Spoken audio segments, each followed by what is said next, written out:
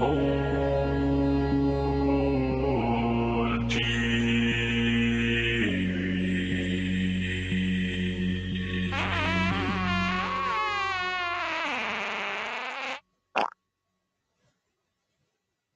the cue ball going? Oh dear, outside, never mind. No bar, no pinball machines, no bowling alleys, just pool, nothing else.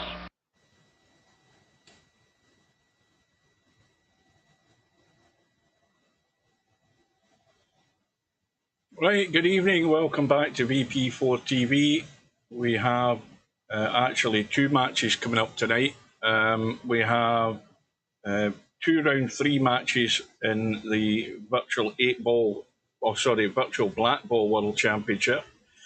The match I had decided to cover was the one that was on the schedule last night, which was the match between Larry and CheekyChico. But since then, MC Clarkey and Bankster have arranged their match. Now, their match is just about to start in about 2 minutes' time.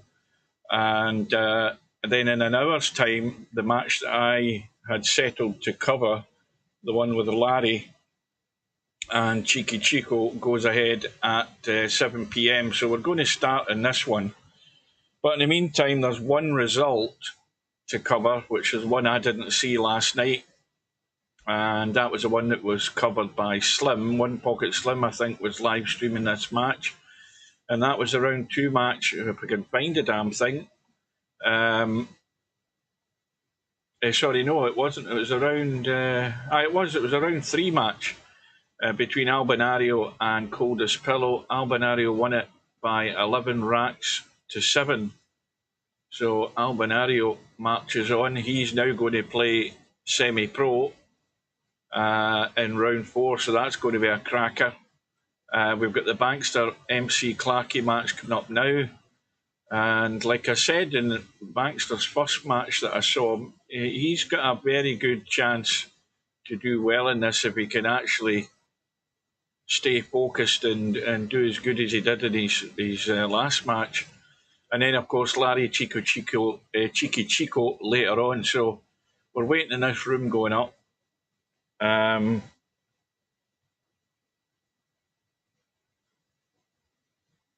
Who the hell's Blue Cheese? Welcome to Brainful Out. Oh, is that you, Brainful Out? Blue Cheese? God almighty. Right, so as I said, this match we're going to go in. In fact, we're just in time for the lag. We've got Bankster on the right-hand side and MC Clarkey on the left. And... oh, wait a wee minute, hang on. Is that okay? Is it working okay? Well, I think they're going to lag.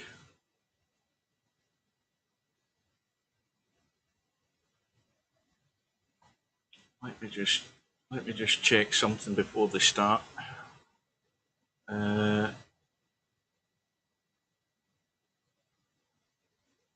Right, I think what we'll do is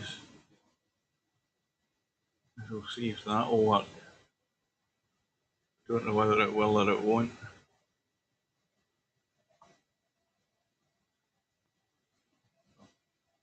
I've just changed my webcam to...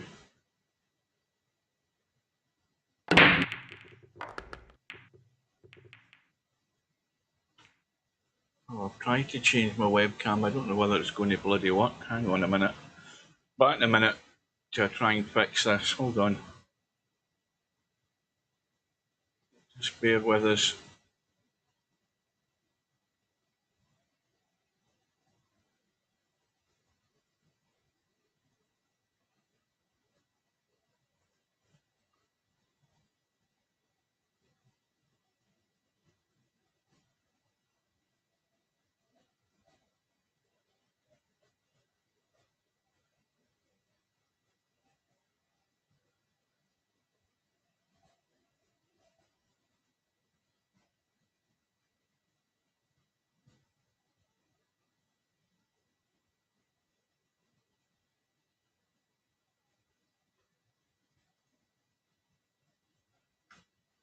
Right, now that's a bit better, I think.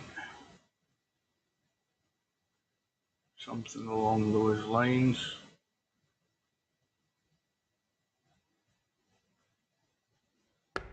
Right, sorry about that. I think that's us fixed a bit better now. Anyway, we're still in the first rack. Bankster's on the reds.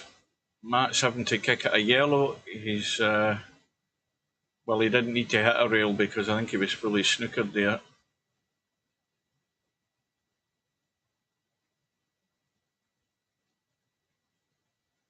So Bankster now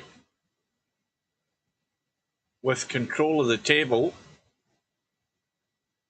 although that 8-ball certainly is accessible if Matt gets another go here. But Bankster's using his head. You don't need to try and rush to run out in this game. You have to know when to make the right move at the right time.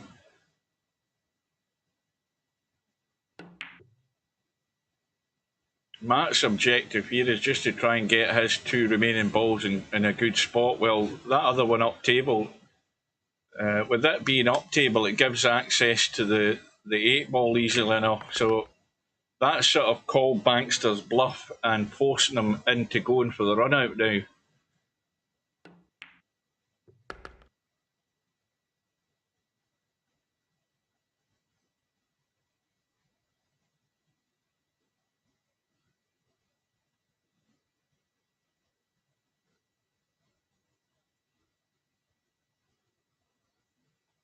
Now, the strange thing is I don't see the bloody chat working. What the hell's happened with the chat? Now, what else have we got missing here?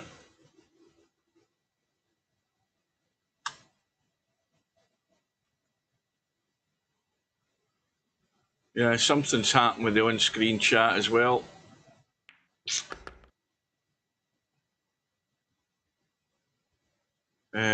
Now, what's that under? That is under...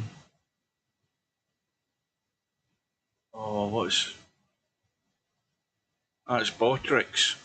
I wonder whether I've been logged out of Botrix.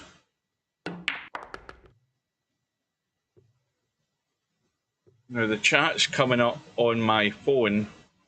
Good evening to Cobra, but there's no chat coming up on screen. We'll see this, the end of this rack.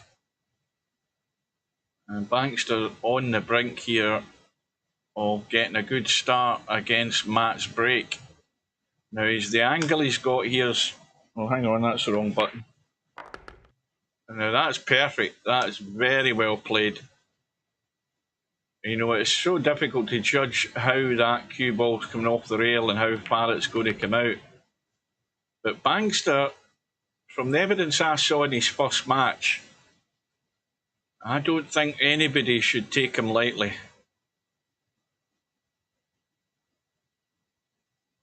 I think he's got a reasonably good touch for this table. Right, now give me 2 seconds. I'm going to tab out and see what's going on with this Botrix chat thing. Hang on. You're just going to have to bear with us, guys, to try and get this damn thing fixed.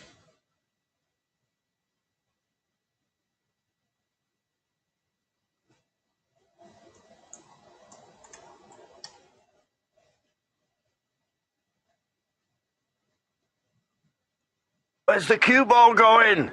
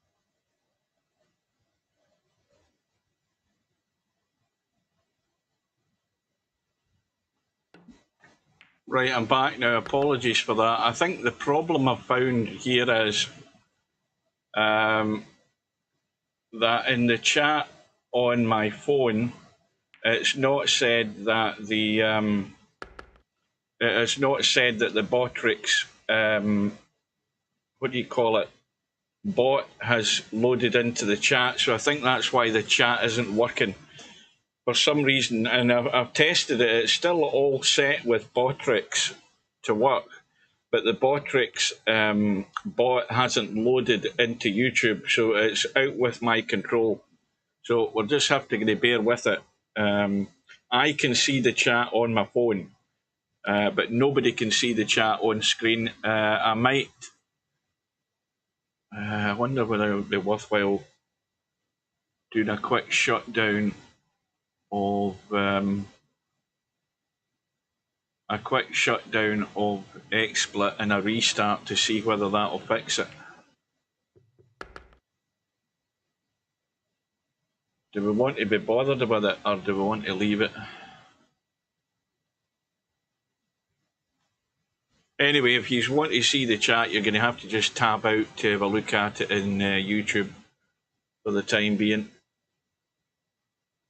But anyway, Bankster got his good start. Oh, cue ball's gone. Well, there's a disaster for Matt. And Bankster on the reds is really, well, he's got the obvious problem to deal with would be to get rid of that one and get rid of that one, because that's blocking access to the pocket really for that 8 ball. So I would have, see, this is the only thing that's got me a bit worried is how he plays that red. Now obviously if he plays this one and then that one, he's going to come out. And he will have room past the red. But he's got to play a good shot to get shape on the 8 ball. Unless he drops short, he can play it in the side. So now this is a test of the cue ball control. But I think he could have maybe done this a bit easier. But we'll find out. But the pace is good. I mean, can't fault him. He's quite comfortable. You can see how he's quite comfortable playing these shots. And another steal here for Bankston. This is why I'm saying that he's so dangerous.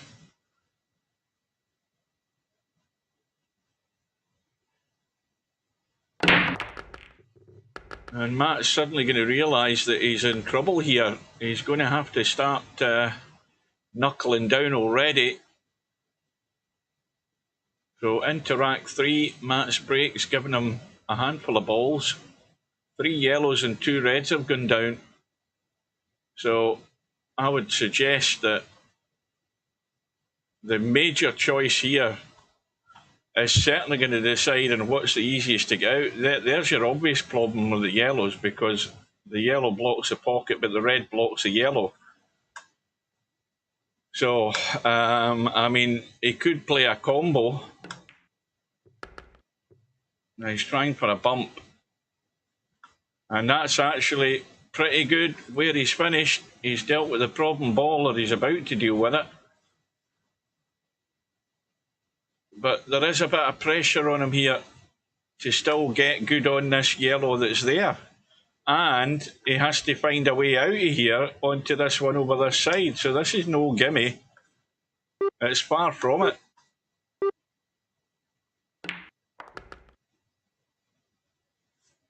Oh, the cue ball, is it going to hold up? Just. Right, well. He's almost there, but not quite.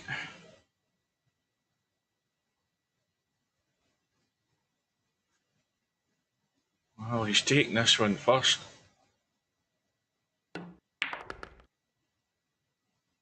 Well, he's going to be inside. Well, I don't think he'll risk doing anything much other than just dropping through here. But he's got to drop through in a good line. And this is the thing that's difficult to judge, how much the cue ball's coming through. but he's played it perfect, absolutely on the nail. So an important out for Matt there. Gets himself on the board. Now, obviously, nobody needs to point out that the names of the two players at the bottom of the screen are different from the two players that are playing. They're there for the reasons I explained at the beginning. This was not the match that was on my schedule last night. This match was arranged sometime today, and it starts an hour before the match I am due to cover, provided CheekyChico shows up.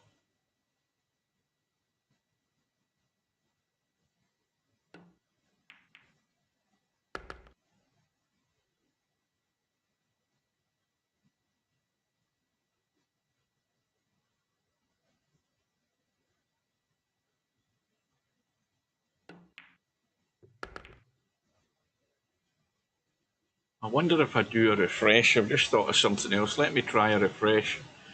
Where the hell is that thing? Hold on, just bear with us.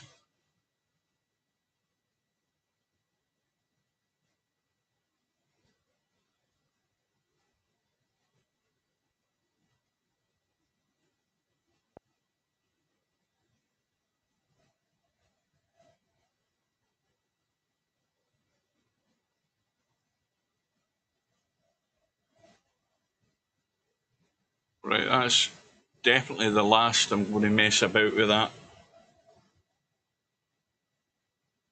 Definitely the last. I don't think this Botrix, what do you call? What did I say? You call it a bot? I don't think the Botrix chat bot is going to load. So we're just going to have to make do with what we have.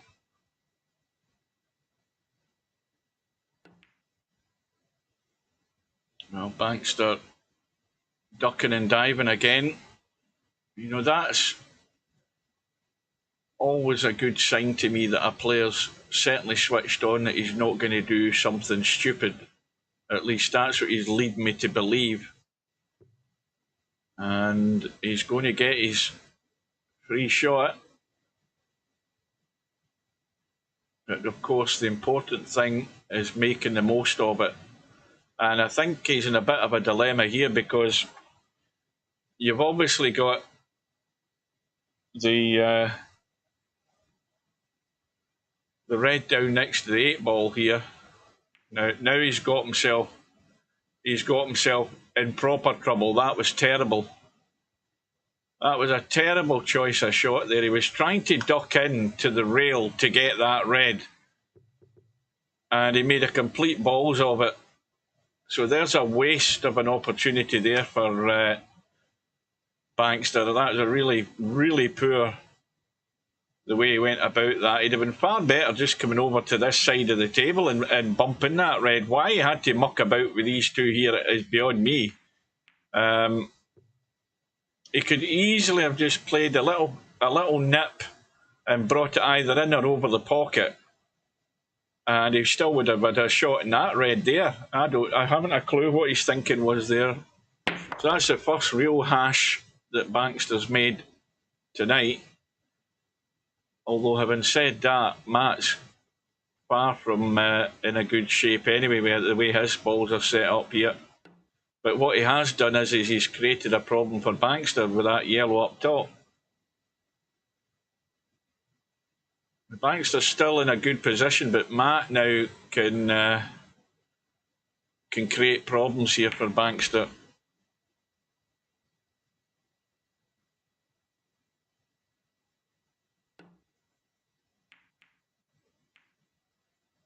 So now Bankster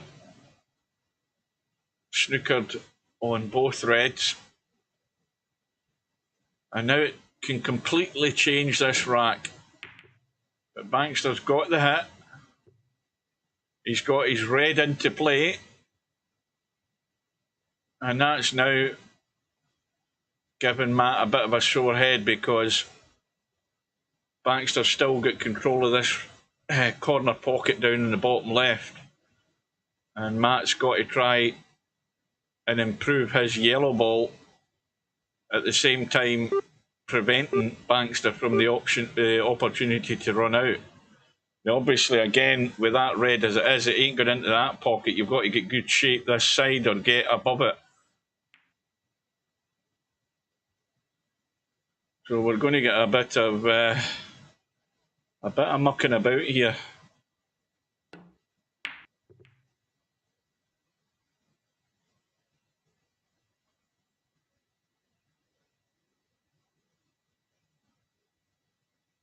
Now, what he could do is he could just he could roll to this yellow here, get it to the rail. Well, he's went for the pot.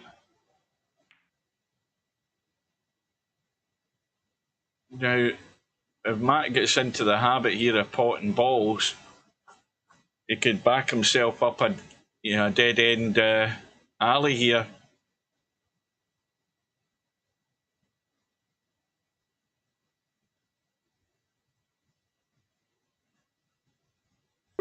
I think the ball he would have liked to have played maybe have been that one, just to bank it across to the corner, but he can't see it.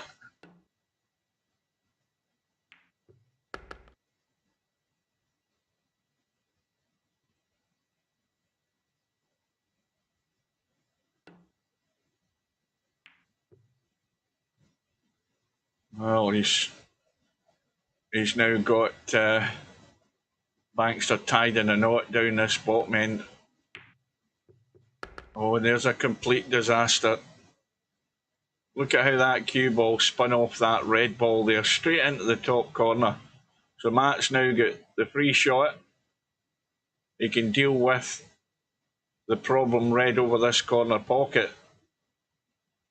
I think Matt's not maybe 100% sure here. I think he thinks you have to play out the kitchen. I don't necessarily think you do with the free shot, do you?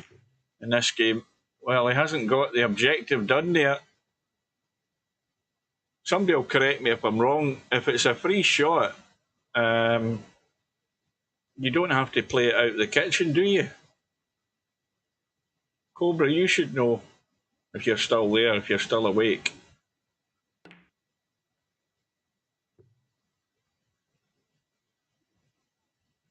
Yeah, the viewer count isn't working either.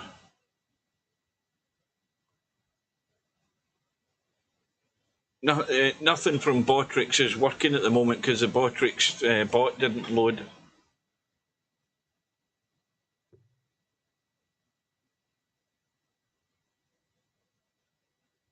Yeah, with the free ball, Larry, he could have just played that red straight into the pocket. Well, that'll work. Let's get rid of it. Well, this is, again, difficult to judge coming out of this corner pocket here. And that cue ball. Where's the cue ball going? I think he's maybe blocked off, is he? No, he's okay.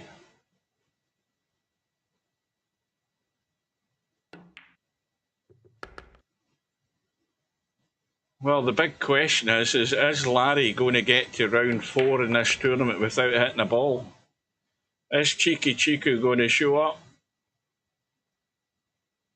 That's what we're all wondering about.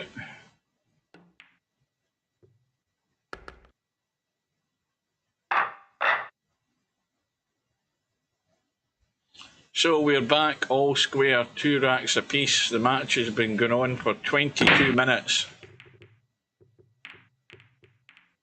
And I think that's dry.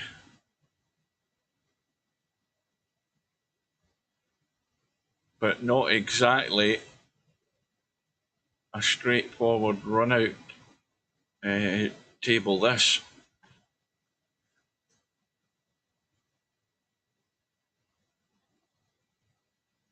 But again, you could actually just bank that yellow and duck down the gear with the cue ball and just force Matt into maybe playing the yellows. I don't know. I mean, is it worthwhile actually committing? Well, he's committed.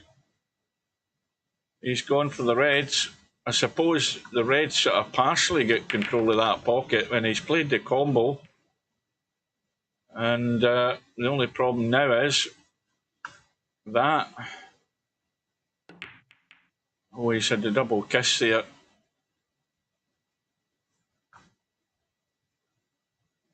Well, I don't know whether Baxter should have slowed up there. Yes, she could have. I just thought I'd tell him just to annoy him. I think Baxter should have taken his time a wee bit more over that last shot there. There's a wee bit sort of rushed. Well, that's not going to hit a rail, is it? Or did it?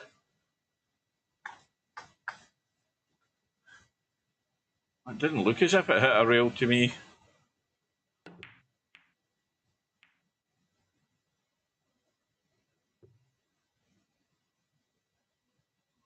Well, Baxter's now got control of the bottom left corner pocket here.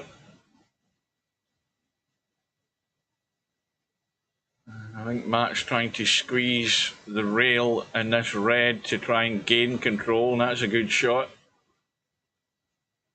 And that suddenly changed the whole rack there for Baxter, that one shot by Matt. In fact, Matt's now the strong favourite in this rack, unless Baxter can come up with something really good on this problem red down the bottom here. Well, he's got it into play, and look at where it's finishing. Not bad. I mean, that's twisted it back in his favour very slightly. Now, this yellow here for Matt is a big issue. Obviously, that one is. But he squeezed it and got control again.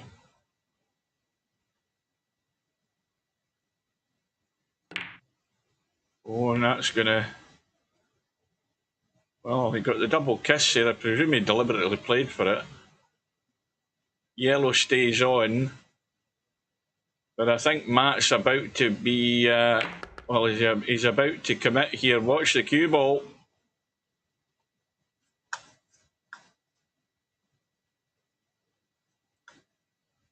And again, watch the cue ball here.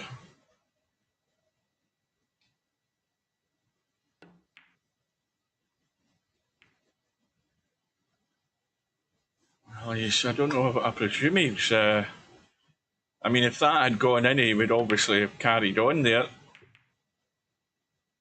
But it just gave Baxter an extra shot at the table. So now the pressure's on here for Matt to deliver.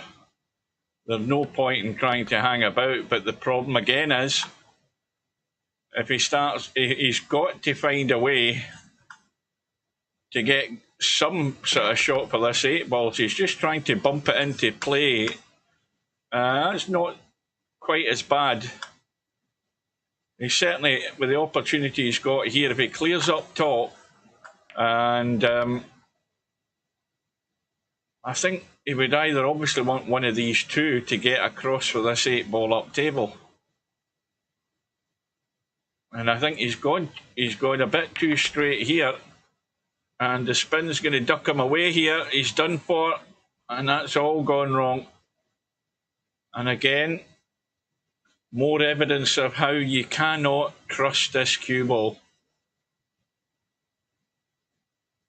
You're in the lap of the gods trying to judge the weight and the spin on how this cue ball's reacting. And suddenly now it's all gone pear-shaped for Matt. Baxter has the choice of playing in place, playing from the kitchen. So his free shot is going to play that red, obviously, because that's a problem. Now, does he try and get out into the table? He's going to try and squeeze this a bit and get out for that red that's out from the side pocket, because the obvious thing he'd play here is the combo. But this is an issue.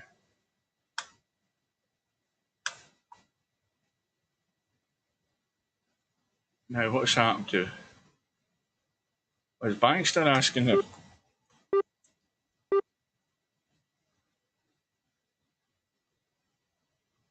Baxter, I never read the chat there. Baxter's asking the same bloody question. This will be a laugh if it comes up and says foul. But that red there is the one he's tried to get on. and he hasn't got there. And unless he plays a cut that way, or he comes out and gets good shape on it, it could be the one problem that will stop him getting out. But he's judged these pretty well. He's got to watch the side pocket here, but he's trying to get out for into this middle pocket here. And that'll do it. Problem solved. Crisis over. And Bankster defends his lead.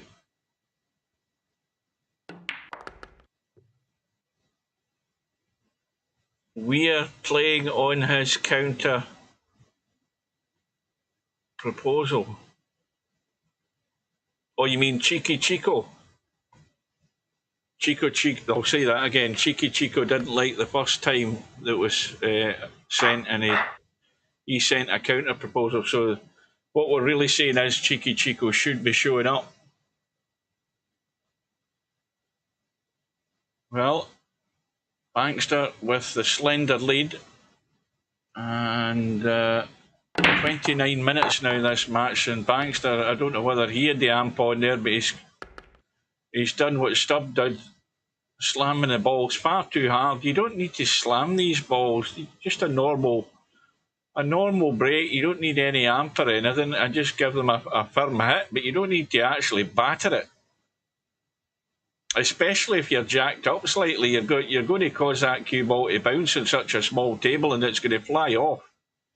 So another big mistake by Bankster, giving his opponent a free shot.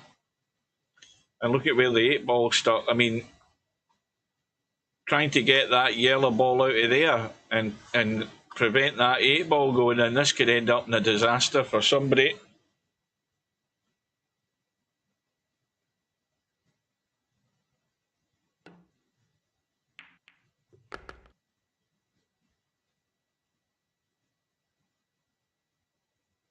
So Bankster on the yellows, and Bankster is clearly the one with the issue. That if he does anything to try and, especially at distance, he doesn't want to do anything at distance to try and free that yellow ball. And Matt can just mess about here for the time being and let Bankster make the mistake, because any nudge in that 8 ball is bound to go into the hole.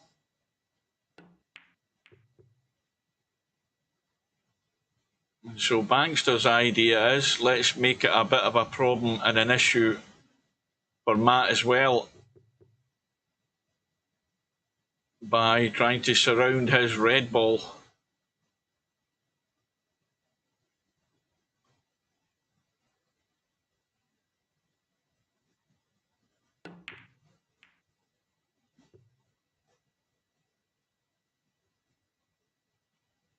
Well, good evening to One Pocket Slim. Well, this isn't the match I was scheduling to play, to stream. The match I had all settled for is the one I was going to do anyway, which was Larry. These guys obviously set this either earlier today or late last night when I was in bed, I don't know, but when I looked at the schedule today, these two were on. And we've got Larry and CheekyChico at the top of the hour coming up. And this match certainly doesn't look as if it's going to be over all that quick. I think there's a wee bit of the strategy been involved in a couple of these racks already. A little bit of ducking and diving, moving the chess pieces around. But the one thing for Matt is that in all of that's been going on, he's got his red balls out into play, well away from that 8 ball. And this is in or over for that red. So the only last remaining issue for Matt is that one there, which he can clearly get to. And Bankster is in a bit of a hole here, let's be honest. The odds on Bankster getting this rack on the board are not favourable. And this could go wrong straight away here. Well, he's nudged the red, not the red, he's nudged the 8 further into the pocket. But there's no way you're bumping that yellow and getting that 8 ball out. That's never going to happen.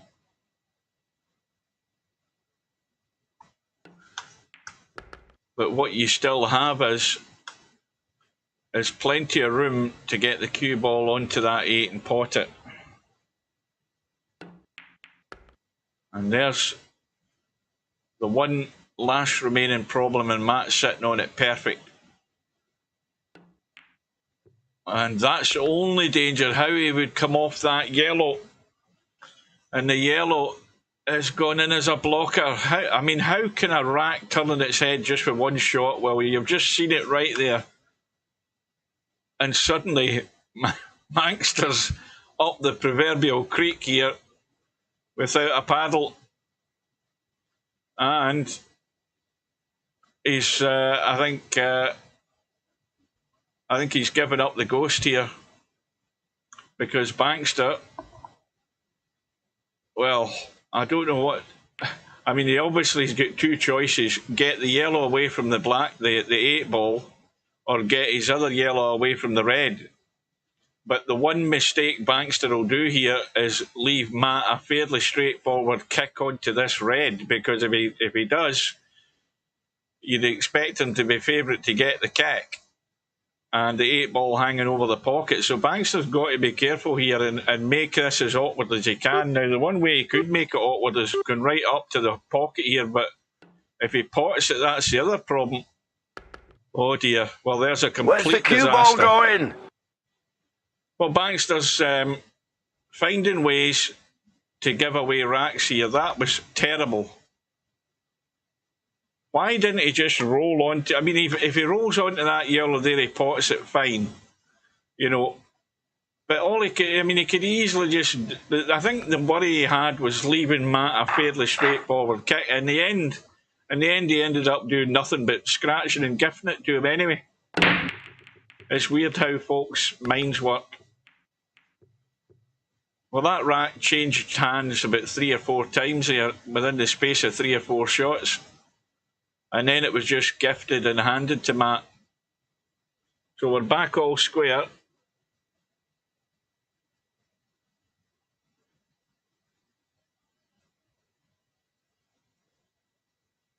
I think Bankster's just got to be wary of his concentration beginning to wander and sort of getting his mind out of the business at hand here.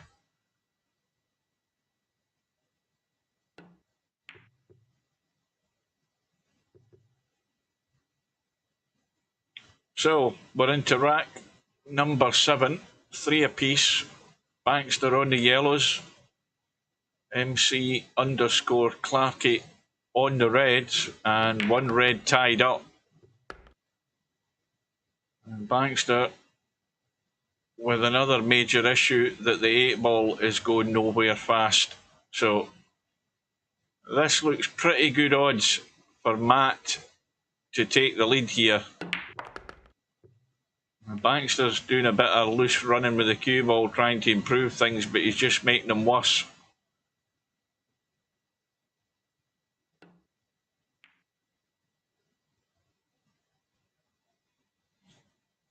Well, I think Matt can easily cross double that red and just try and bump it out of there. Well, he just tried to bump the yellow out of the way. That'll work. And he's got time to do that because of where the 8 ball is. He can just manoeuvre anything that's awkward. That other red that's on the rail, right where the cue ball is right now, that's the other one he'd want to sort of bump out the way.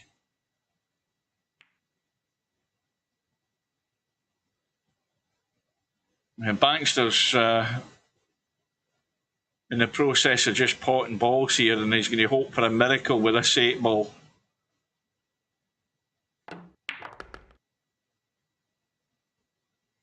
No, this is got to be going nowhere here. He's got an angle, obviously, to pot this and try and get the cue ball across and get lucky. Oh, wow. That was lucky. That is a bit of luck that you need. Well, we'll give him his dues for that one. Unexpected, but he got the hit and he got a good roll of the ball. But where's the cue ball? Where's the cue ball going? It's gone. And Matt, again, with a free shot to start him off. Open table. He's got 2 reds over these bottom corner pockets, 1 red over the top right pocket, and then, well, again, he's,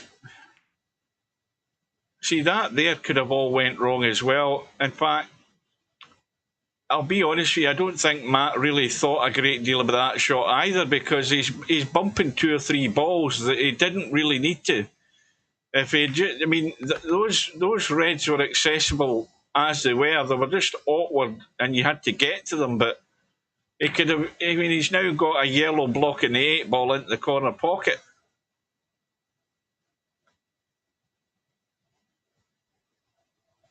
I just think players need to take that wee bit longer before they commit, especially with this free shot. You've got a free shot.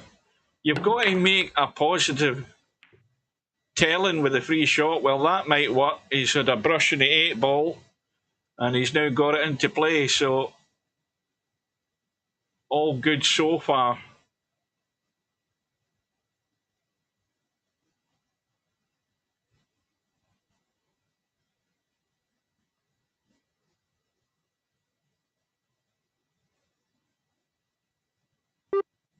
But again, as Steve would say if he was here, you've got that red right in the middle of the table and it looks so simple. And he could end up on top of it. Oh, this is fiddly. Still no guarantee he's going to be on the 8 ball. Watch that cue ball. Watch the cue ball. There you go. And Bankster now red hot favourite to open up a gap here. And you see how Matt has got no idea, none whatsoever, as how that Massey would work with that cue ball there. Not a clue. So used to playing Masseys on the 9-foot table with the pool balls, but when it comes to this black ball table, nobody's got a clue. It's a totally and utterly alien environment for these guys.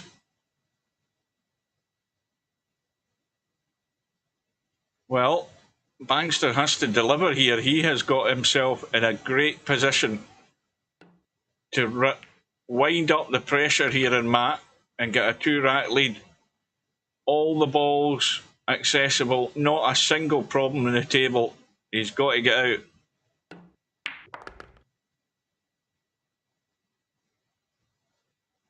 Well, I'm sure he would have liked to have played that one more comfortably on the right-hand side. He hasn't quite got there for it to be comfortable.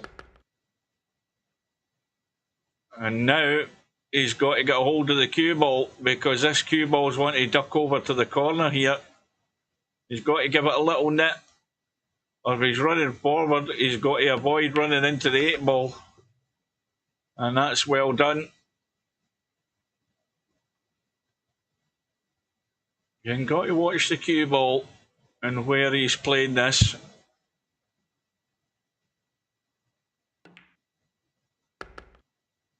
Well, now he has the daylight between himself and Matt, and now there's that bit more pressure on Matt.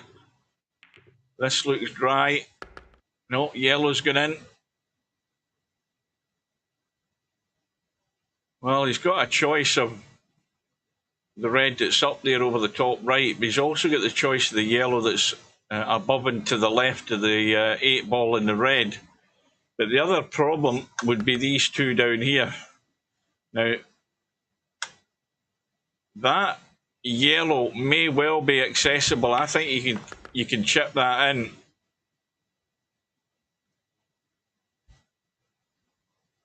Matt's committed to the reds. The red is no good where he's sitting right now with his cue ball.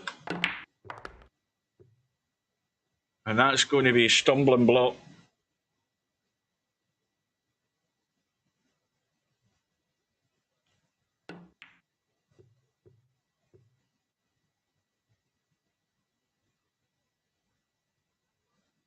What's Larry saying I do for? Have I missed some of the chat? I'm looking at the chat on my phone. Larry just says I do, but I don't know whether he was asked a question by anyone. Slim says this match going on, Bankster in form. And Larry says I do. Has my chat died on the phone now? Now I wonder whether I should restart this damn thing. Well, that's what I was thinking. That somebody proposed marriage to Larry.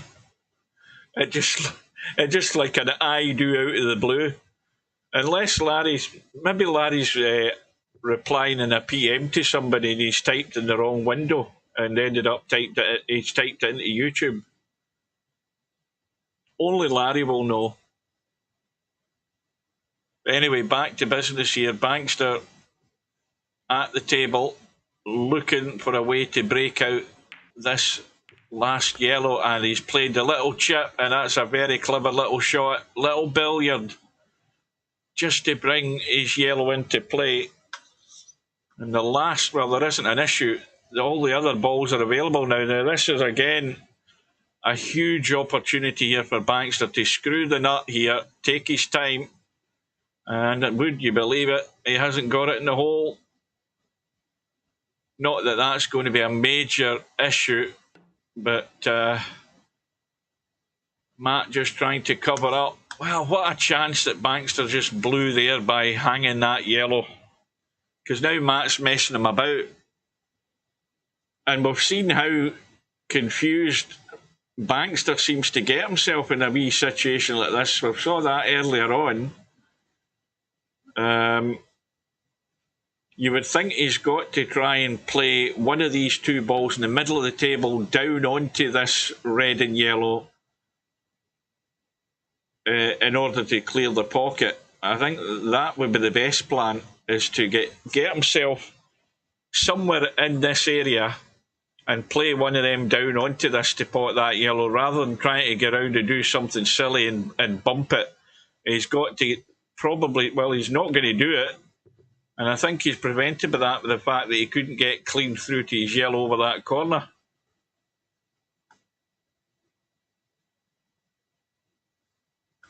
But the more times you let Matt to the table, the more he can maybe get lucky. And that's what you don't want to do in this situation.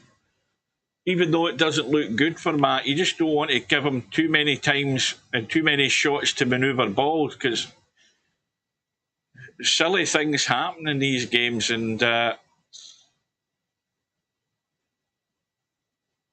Bankster, well, he's now got he's only got one ball there that can do the shot I'm talking about.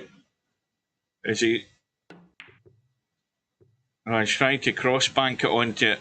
See, if he'd done what I said, I mean, you've got to try and get into that area. Obviously, have to pot a ball or do something to get up there, but the fact that he's reduced his opportunities by bumping this yellow around the table, I mean, now if he gets in the middle of the table there, he can still play the shot I'm talking about and play the combo. But the more he faffs about not getting the job done, the more likely something's going to happen in a rack that he should be 3 racks in front. And to me, he's doing far too much pissing about, is the best way to describe it, rather than getting the job done. Now, right now, this is what he should be doing. Pot that ball. Now the cue ball's running loose. He hasn't even controlled that in the slightest. I don't know whether he was deliberately trying to get right down into this spot. I don't believe that in a month of Sundays. He's just not controlled the cue ball. And again, he's going to either get this in or over the pocket. And he's going to be down to Last Chance Saloon to get this done. I'll tell you, he's going to look an awful numpty if he does not win this rack from the position he's been in all the way through it.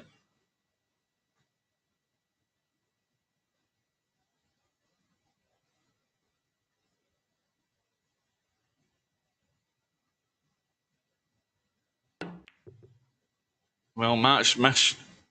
Oh, has he? Yes, he has. Well, how much of an opportunity and a gift and a plate do you want here? I thought he'd missed that there.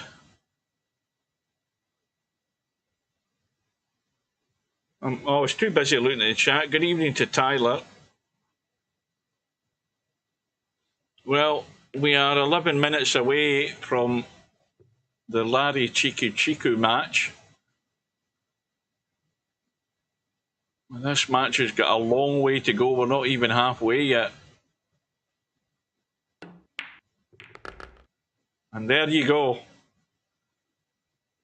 I mean,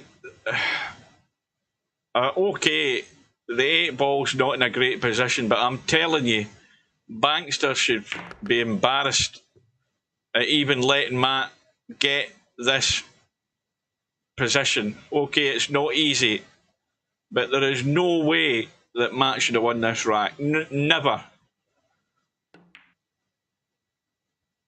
And that's what you get when you do what I said he was doing. He's pissing about far too long and not getting the job done. And that's how you end up looking a complete arse doing that.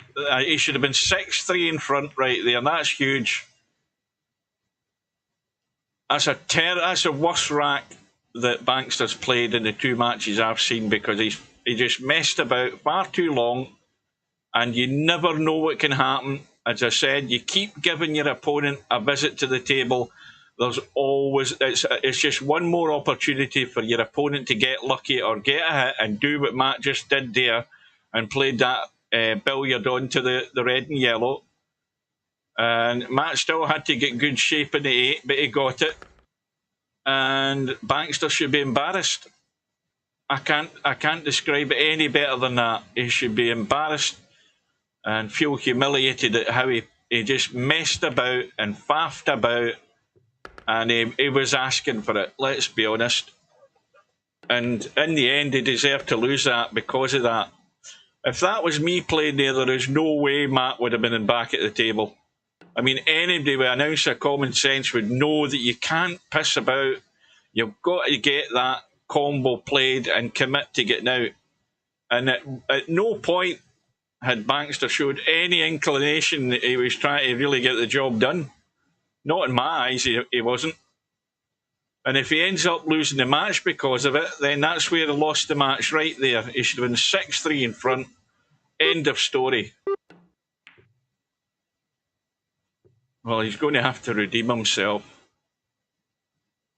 And this is what I keep talking about also, is, you know, keeping your mind on what you're about and what you're here to do. You're here to bloody win a match, and most of all, win the racks. And finding ways to lose racks is one thing you don't want to get in the habit of doing. And to me, that's all that Bankster ended up doing there. Just mucking about far too long. That rack went on 10 minutes too long. 10 minutes longer than it should have. And nevertheless, Matt won't be caring.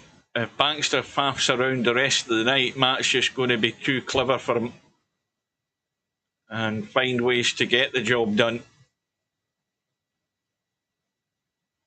So Matt's on the yellows. Well, I'm sure he could have done without that happening.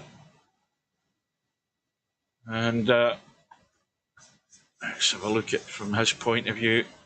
Well, he can actually play the combo up the rail and let this cue ball run out. He's got loads of room. In fact, he's got loads of room to play off the red onto the yellow, and it'll still knock the yellow in. I don't know why he's taking so long to think about it, because to me it's the shot you've got to go for, and you've got to then commit to getting out. Oh, tell a lie, it's Bankster that's at the table. My mistake. I hold my hand up. I'm an umpty. I'm going to have a drink.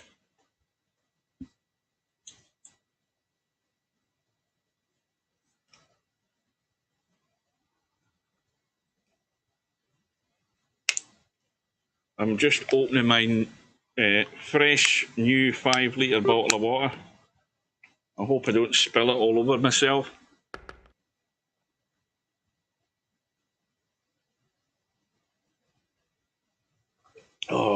good.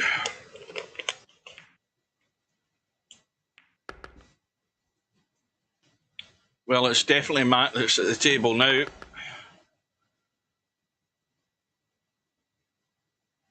Just a feather light touch in the 8 ball and he's all square.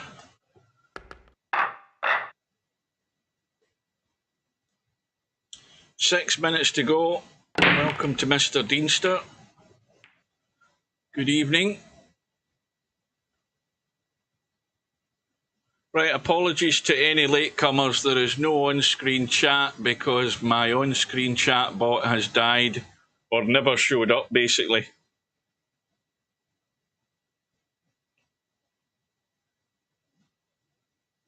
And this is obviously not the match that I am scheduled to be shown, because this match appeared sometime today.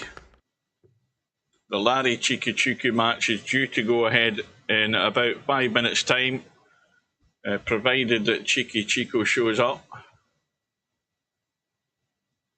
Larry's sitting there with his fingers crossed, hoping to get to round 4 without hitting a ball.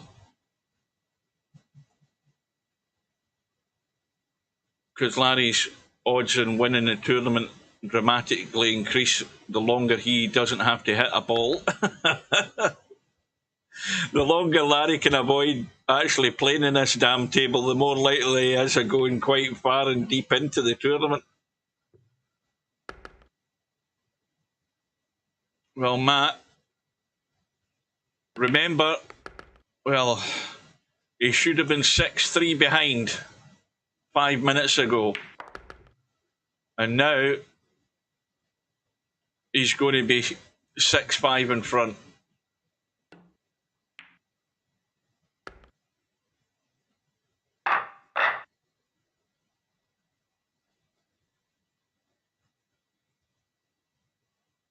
Well, you've got to have the killer instinct.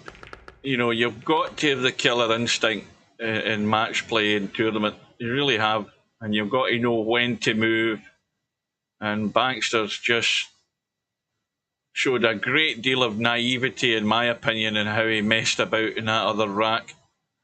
It could have been a whole different scoreline with a 6-3 lead than what it's ended up being now. But he's got to just deal with what he's got now. We're now into the second half of this match. And suddenly Bankster's having to do the chasing. So open table, balls have gone down on the break. Clearly there's the issue straight away, and that's why Bankster hasn't potted the yellow, because of the yellow and red down the table here. He didn't have any decent shot to play the reds, which I think is what he would have preferred to have played. And he's left Matt with not a great deal of choice either. Well, he's decided he's going to try and at least pot something. Well, what he has done, though, is he's played a shot where Bankster's not really got a red he can go for if he just wants to control the table. But now he's committed by playing the combo. That opens the pocket partially. Well, yes, you can certainly nudge a red in past that yellow, no problem. And he can do that right now off this shot. If he pots that and holds the cue ball, he can get into the spot. Or is he going to play the bump? Well, that's gone in. The yellow's gone in as well. He's not sitting particularly great on this red, and the cue ball's going to run away. Does he hold it? Is he going to hold it? Yes, he has. Now, is he trying to just open it out to play it up top? Now, this is a big tricky one, because again, you've got to hit this with a pace that's going to get the cue ball moving, and the odds of this red getting in clean are not great at pace. And that's why he's just trying to hold off, but he's not got there. He was hoping that would just leak out. So he's got a possible crossover. It might get there. Oh, look at that. It did everything but go in. Look at the 8 ball. Half of it in the pocket. And Matt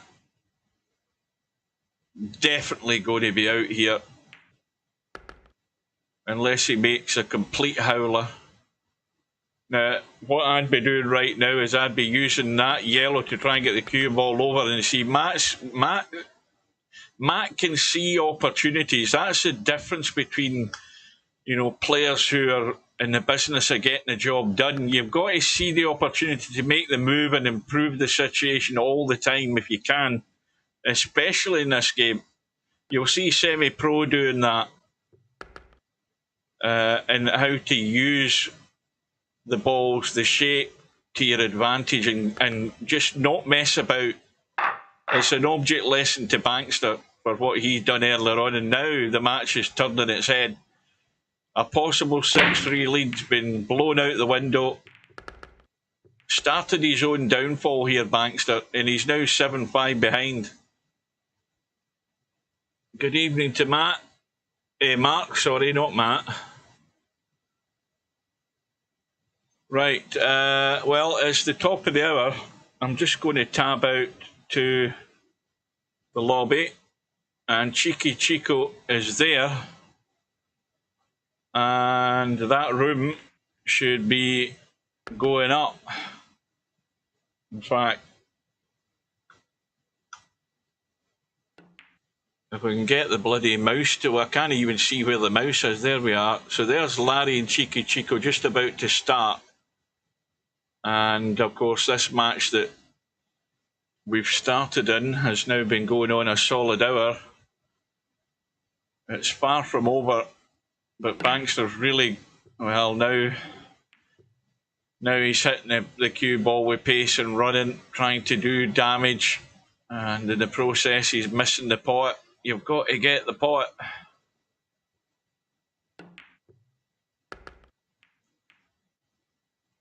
Well, that nudge that Matt's just played, it certainly got the pot, but he's now created a problem.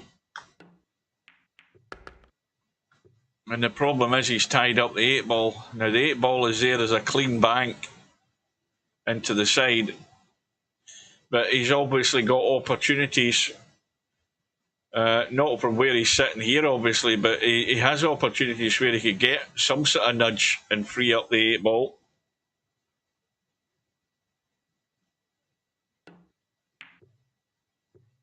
I don't know what LS3's done. Well, LS3 forfeit. I know that LS3 forfeited against Larry. She never showed up. So Larry's not hit a ball yet in this tournament. But he's definitely going to hit one tonight because they are now underway. The match has started. And we'll keep an eye on it.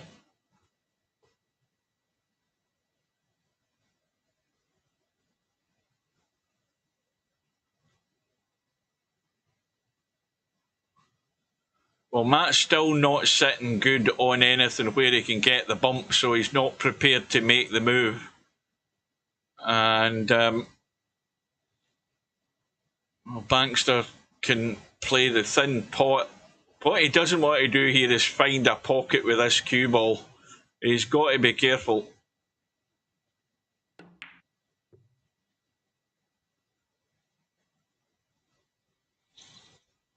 Well, that'll do. And again, Matt's not sitting with an opportunity to play a break. Well, he could maybe try the draw. No, he hasn't. Maybe the angle wasn't good. But he can do it now. Now he's got to watch the 8 ball off the yellow. Well, that's not really done a great deal of advancement to the prospects of the 8 ball.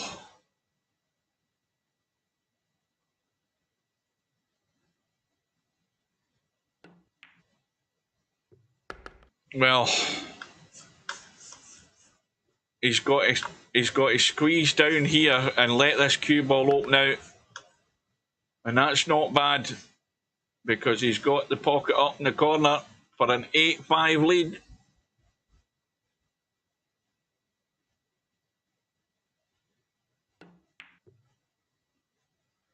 Oh, that's gone to the rail too soon. Well, there you go, Bankster. You've got to get onto that yellow right now if you can.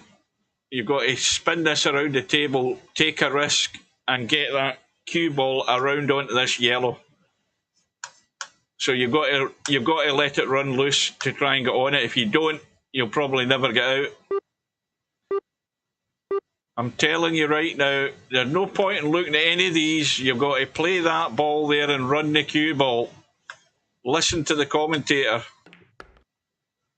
Well, I mean, I don't know. I mean, what the hell is this?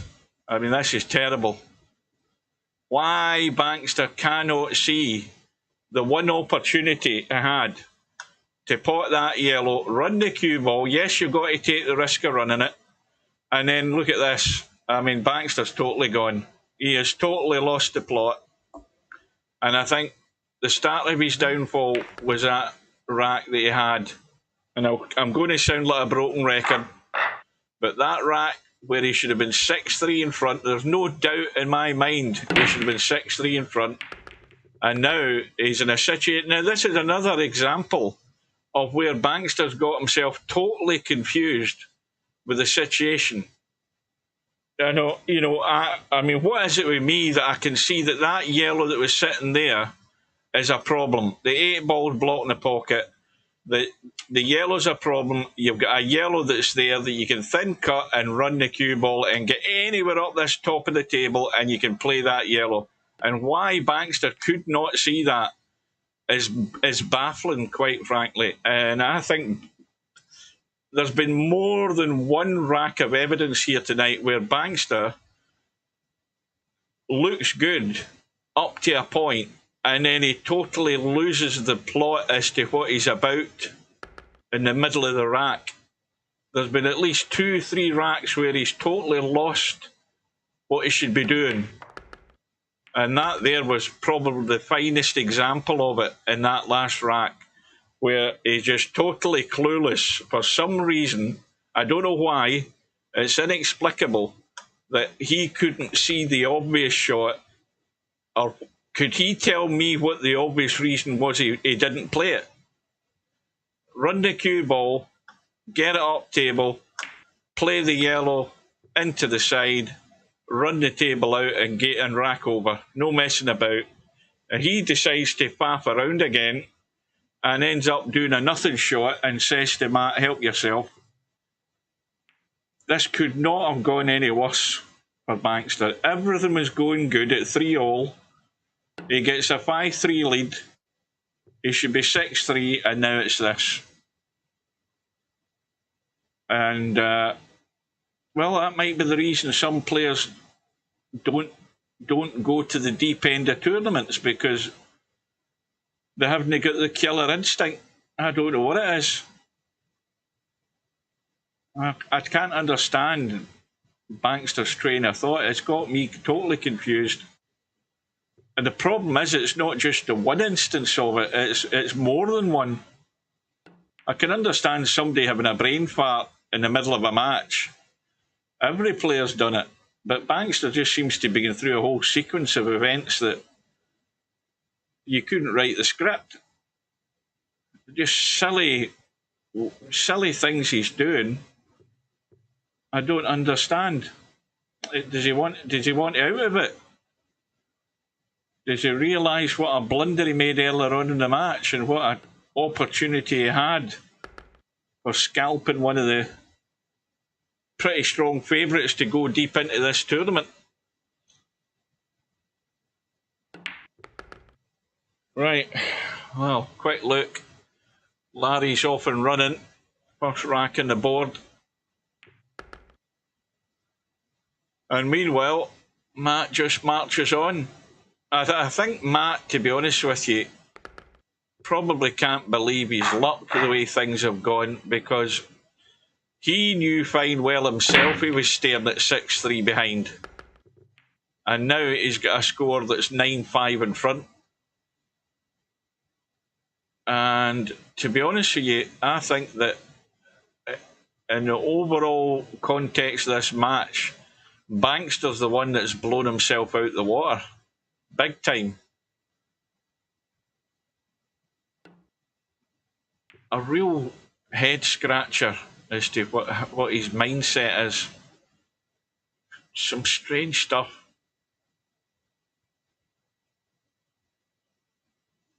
I would love, you know, this is where you'd love Bankster, somebody like Bankster, to do a rerun of the match and do his own commentary, and then tell us what his train of thought was in doing some of the stupid stuff that he's done. You know, explain yourself. You know, unbelievable. Explain why you pissed about so long in that rack at 5-3 up, that you were destined something was going to happen, you were going to lose it. You kept giving Matt opportunities to come to the table. And what did the commentator say? And what happened? Explain that to us. Incredible. Watching somebody disintegrate in front of you from such a great position, it's just strange.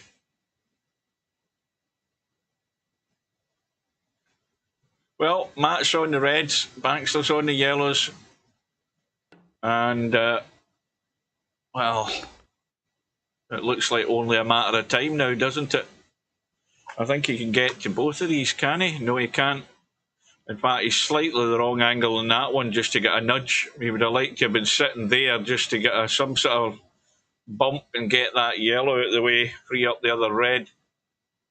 He might be trying it again here, a sort of 2-in-1 shot here. If he can nip back a wee bit or come forward, I don't know what he's tried there. Because again, I think the cue ball's not reacted the way he thought it was going to.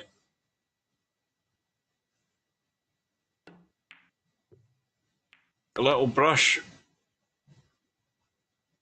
Well, now he's no good. And that yellow doesn't go. And obviously the other one's tied up. So Matt just, well, that's a great shot. If he's determined, he's trying to get out in this visit here. Because again, he's got the wrong angle in the red. Yeah. We said it time and time again. Nothing hitting a cushion, hitting anywhere in the curve of the pocket. Nothing is going to hit there and drop in. It's going to come straight back out.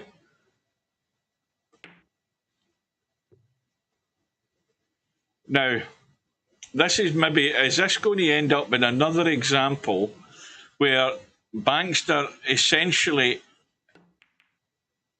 has got control of the table up to a point here if he gets clever? Now, the only concern is that he makes a move on that red and yellow and he's not going to touch them. But now he's starting to... Now, the thing is, does he continue potting balls? Because he can't do anything without committing to get a bump and get that improved. So he's got to stop potting balls. And that's the right shot, because now that's forced either Matt to kick there or to free up the red. Now, that's a bit more clever.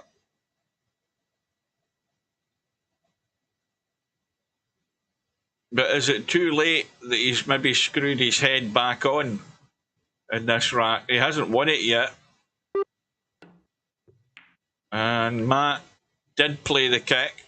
He did commit, and now he's called Bankster's bluff. Get yourself out then, because all the balls are there, and you've got to do this right. Now, again, to do this right, he should be taking that one, getting rid of that one, and coming down for this one and rolling that one in and rolling through for the 8-ball.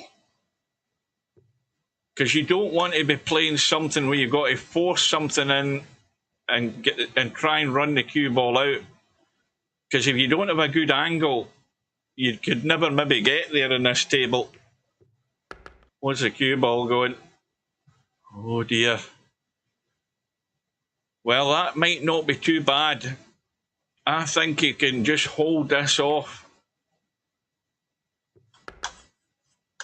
And now, this is where the problems start. with this sort of angle and having to run this cue ball or hold it. That's pretty good. He's judged the pace fairly good on that. Well, he ended up winning the strategy battle there in that rack. But he's still now trailing by 3. Quick update, well, we'll see the break. Looks dry at the moment. And, well, Larry's raced away to a 3-rack lead here in his match.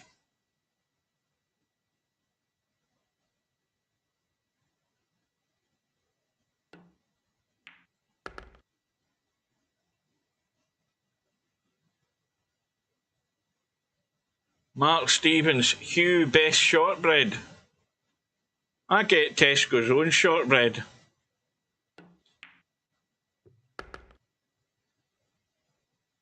The Tesco's own shortbread's perfectly good. The little packet for £1. You don't have to get any fancy bloody what do you call them?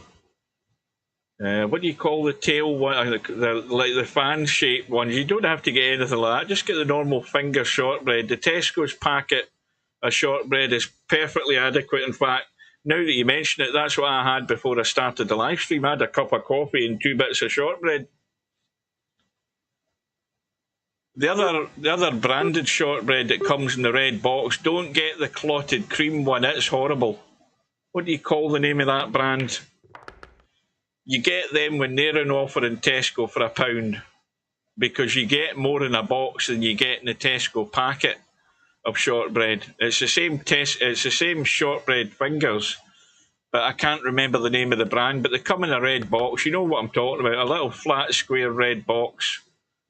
But make sure you don't get the clotted cream ones because they're too dry. No, the normal plain shortbread is good. I wish I could remember the brand name of them. Or the other thing also to get is the Tesco's Finest Pattersons. Don't get the clotted cream one. But the other thing is that when the Tesco's Finest shortbread and chocolate chunk biscuits, you know, the ones that they do at the bakery, when they come and offer with your club card, get them. They're absolutely delicious. The Tesco's Finest big square chunky bit of shortbread with chunks of chocolate through it. It's lovely.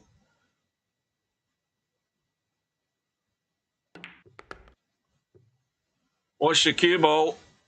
Where's the cue ball going? And John Virgo got it right at last. I've got him actually laced up to my middle mouse button. Where's the cue ball going? Yes, I have, John. Oh dear. Well, Matt's made a howler there. Or has he? Has he got... Oh shit, I'm forgetting. I'm too busy talking shortbread. I've totally forgotten that Matt's in the yellows. See, once you start me talking on food, it totally addles my brain, that does. Well, Matt should be on the hill here, but he's got to... that's the one he's got to play, because you don't want to be playing that to try and get out onto the 8-ball. And this is just a little spinner. Just let the spin work the cue ball, and that's perfect. So the formalities may well be about to be complete, because this is on Baxter's break and Matt's breaking for the match.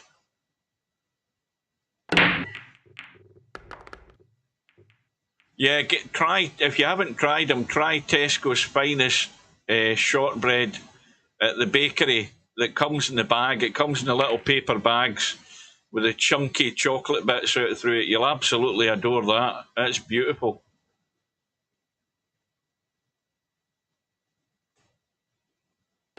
Aye, don't buy it unless they're on the Tesco club card, because they're overpriced. So they are. In fact, they actually haven't been in offer for quite a while. That's why I haven't had them for quite a while. Well, Bankster, of course, now at the point of no return.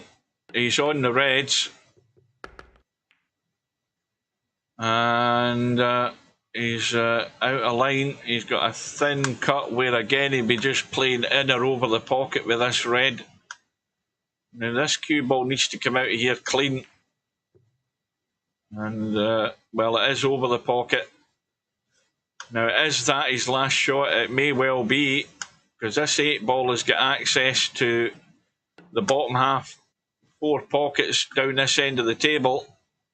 Matt just has to be careful in cracking his way out here. Well, Bankster still at the table. What the hell happened there? Have I totally lost the plot?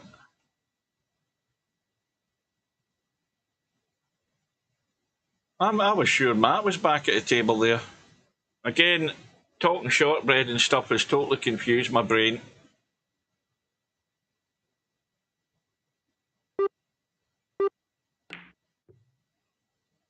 Oh. Where's the cue ball going? Too late that time, John. Well, that could be the final nail in the coffin, because that is a free shot to Matt. Oh dear, that's what you don't want to do. You don't want to do that where you're bumping balls and putting them into worse positions than what they were initially. But he's now got the angle where he just needs any sort of brush on that red ball just to get it out of the way, but it's not finished good. Well, is Bankster going to get a lifeline here? He might still get a shot at it. He might not anymore. That was a cracking shot. So again, it's all about just judging how this cue ball is going to run off this rail.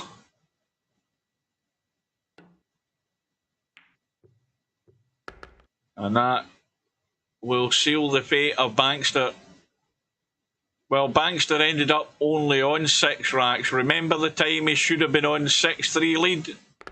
Oh, he's going to have nightmares about that. Well, Matt runs out the winner by 11 racks to 6. Oh, Bankster, please look at this video. Please go and watch it and tell me what the hell went through your head when you couldn't get to 6-3 up. And but again, I just, I'm totally baffled. I'm lost for words as to what the hell was going through his head. Bankster played so bad. You thought so bad. That's what you did. You weren't thinking.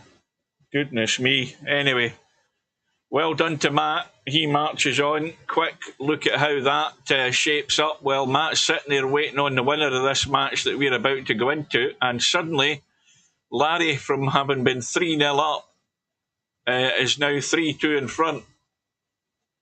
And Chico at the table on the reds, and he has a problem.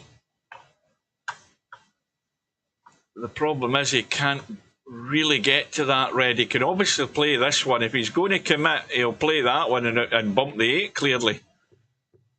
But he didn't get the line, so Larry has a chance to restore a 2-rack lead here.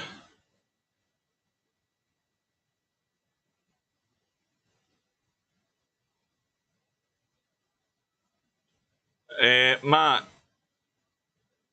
I don't know. I mean, you were in the match. If you're still there, you were in the match. But do you understand what the hell the problem is with Bankster's head?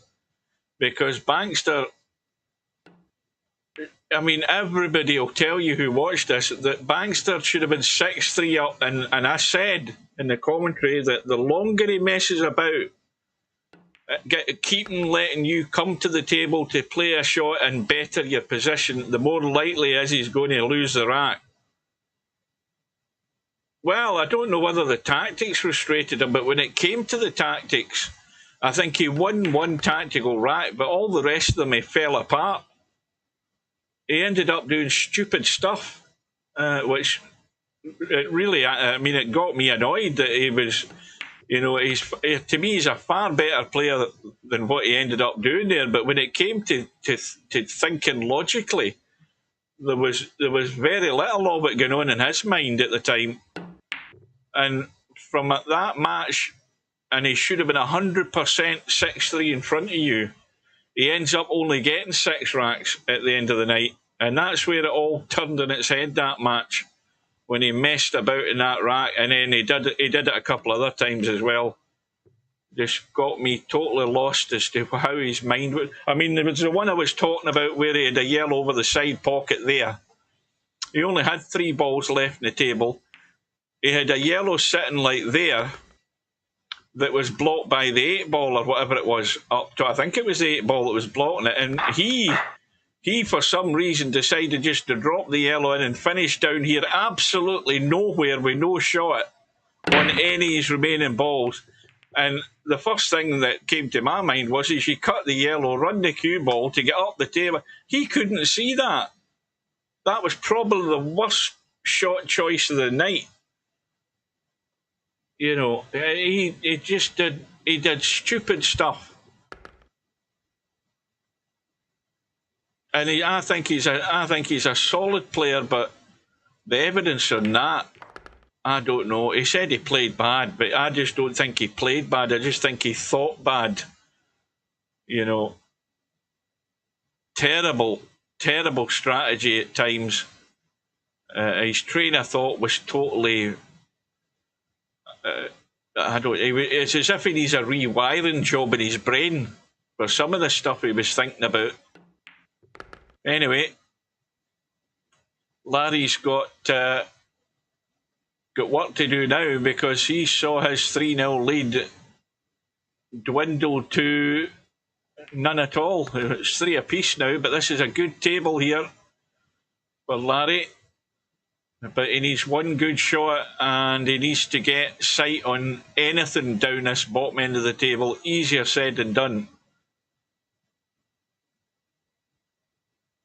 Because if this cue ball goes too tight around the corner, well, watch the 8 ball. Disaster. Oh!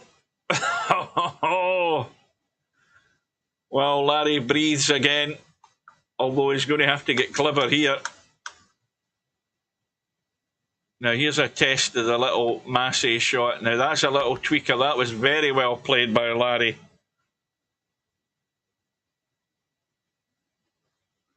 Good evening to Albie. Well done, Albie.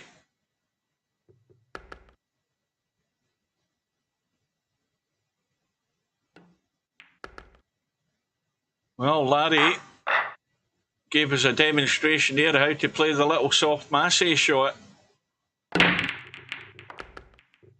CheekyChico breaking off in rack number 8. He's got 2 or 3 balls. And I would suggest a reasonable table, probably the yellows if he's got a pot in a yellow. The only reason I say that is because of that red that's on the rail. It's ugly. I'm sure he would prefer to play the yellows because they've all got pockets. And the problem is, he's not got an easy yellow. That's the problem. Yeah, he's having to go for the reds. Well, that's the one that's going to be the killer. Is getting good enough on it. You've really got to be on the rail for this red. You don't want to be cutting that red at any angle because you've got to keep this flush with the rail. This could catch the knuckle, and of course he's punched it off the rail. But I think there's no way that Chico would have been playing reds there if he could have helped it, but he never had a shot in the red. Yeah, yellow, sorry.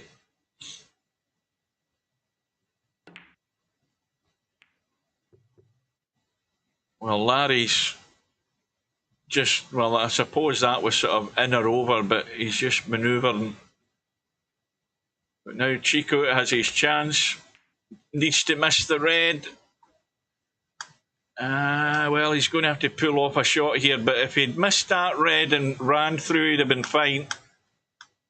Well, would he have been fine? Would he have been able to play that in the corner? Well, he's still good.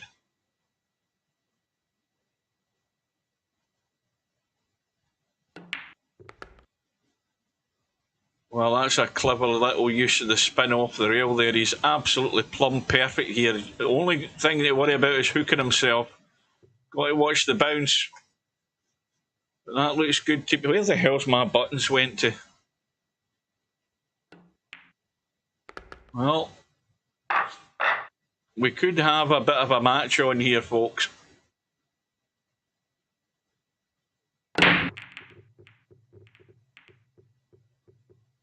That looks dry. And one thing I would say is that Chico's not got a great deal of choices.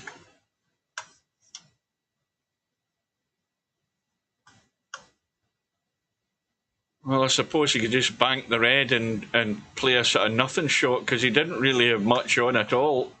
Although he's left a shot for Larry.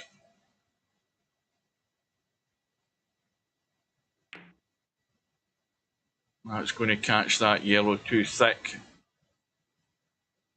Still an open table. Now, clearly, you've got two yellows that... Well, I suppose you could play some sort of combo on them if you had to. But if you're looking at reds, you've definitely not got a combo there, because that's just pushing that straight to the short rail. But Chico's decided he's going to commit to the reds. Cue ball still running too far, though. He would have loved to have just stopped short. If he'd stopped there, he'd have been pretty good to get the job done there out of these three balls. Now he's ended up not really great. Well, he's still doing his best to stay at the table, but he's certainly going to be struggling to get the next pot. He's hampered over the yellow. That's going to get there. And now he's running out of balls to pot. He can still get to that one, I think. That's one of his problem balls he's going to get out of the way. Well, I'm surprised. Very surprised if he doesn't pot this red here. You cannot leave that red sitting there when you're on it, because you might never get on it again. I'd leave that well alone and then just play a safe up this end of the table. Right, I'm going to stick my neck in the line here and say that I think that's a mistake. I think what he should have done is, when he was on that red there, is pot the red and then just play safe off these two reds.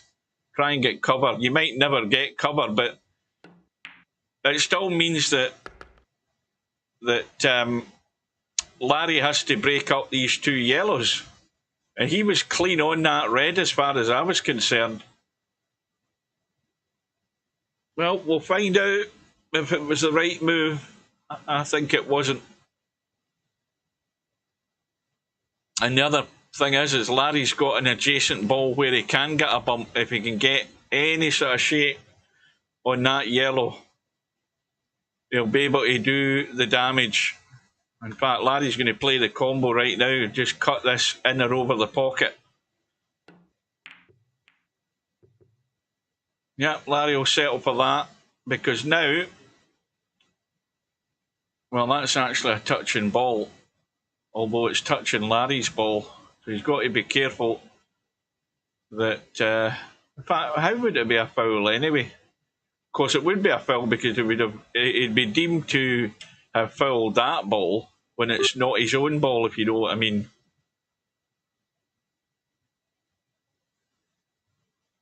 Well, would Chico have been better to play his red into the pocket when he had that opportunity 2 or 3 shots ago, and he didn't do it, refused to do it? He decided to stick his red down here to cover that yellow. See, the reason I'm saying that is Larry's also got an opportunity off this yellow to get a bump.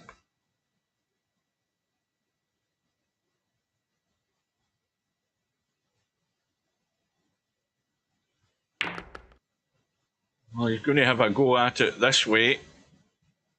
Hasn't succeeded.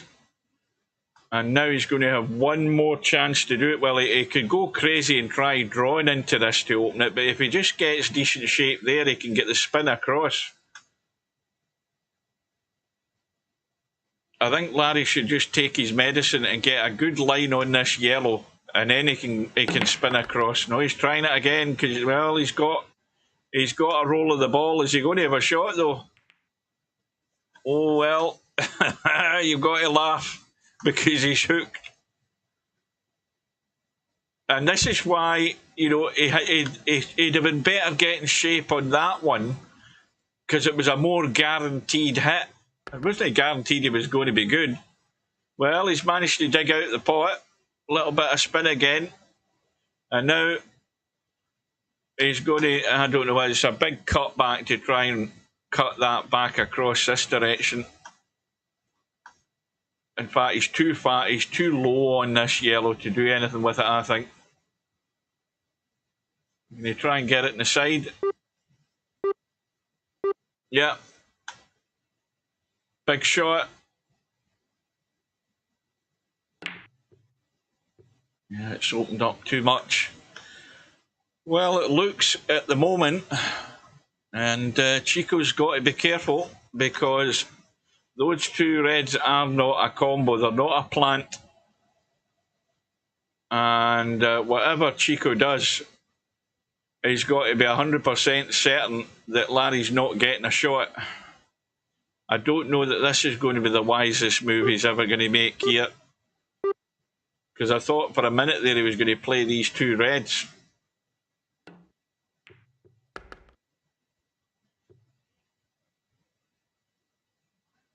Well, you've got to play a tricky little shot here if you're going to try and get cover in the yellow. Didn't want to hit the 8 ball. Now can he play a stopper here?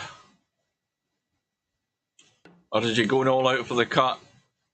No, he didn't jack up to play the stopper, but he's got the cover. So, but again, Larry just has to get a good solid hit in this yellow and hope, and he might get lucky.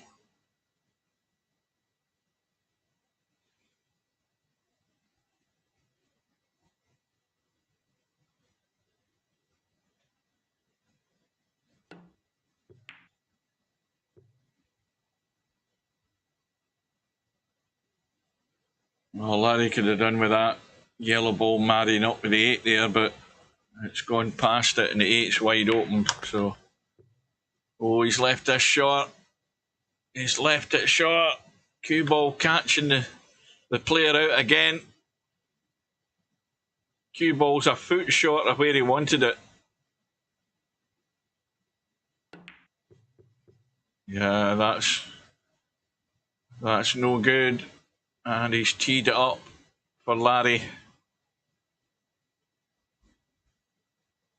Now, this is just a little nip to play the 8 ball into this bottom right-hand corner. Or is he going to try and get out for it into the same corner? Yeah.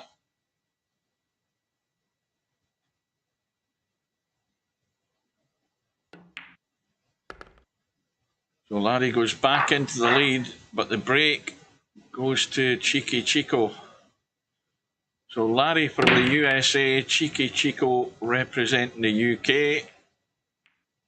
And I'm certain that that's dry. It's dry, and there is one big problem. The red and yellow top right up top.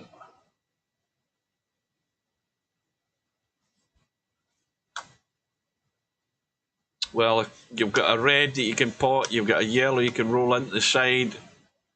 But whatever you take, you have a problem up top. The obvious one would be that you play the reds, because you've got that red there where if again you've got at least 2 opportunities to get decent on that red. This is no good, but if you can get decent in that red, a fairly shallow angle, all you do is just draw into it and you're going to get a bump on something there and open up that side of the table.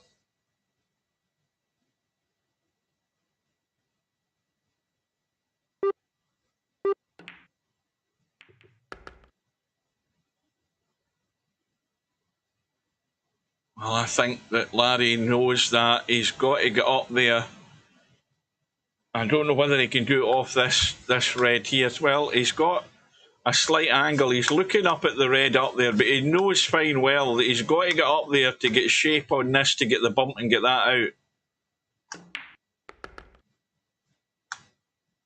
Well, he isn't, unless he's thinking of taking that one and leaving the angle, making sure he gets the angle. This one's fine, because you can get to that one. You don't have to worry about that. You just need to make sure you're out on the table. Oh, he's been done again. I don't know why he did it that way. And now he's in trouble. If he'd only... See, again, Larry hung off in getting to this ball. And now he's backed into a corner. That was always going to be the problem. In getting that, you had to get to that ball quick to give you the one opportunity, at least one opportunity to have a go at those, to open them up. And Larry never got there.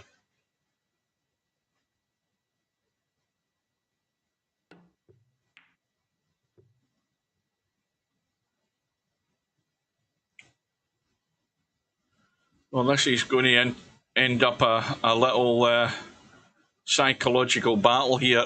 I think Larry's on a hiding to nothing. Unless he can get that one pot that he needs to get out into the table and have a shot in that one up top. Likewise for Chico, he's probably hoping and getting a free shot here at some point to deal with that issue up the top.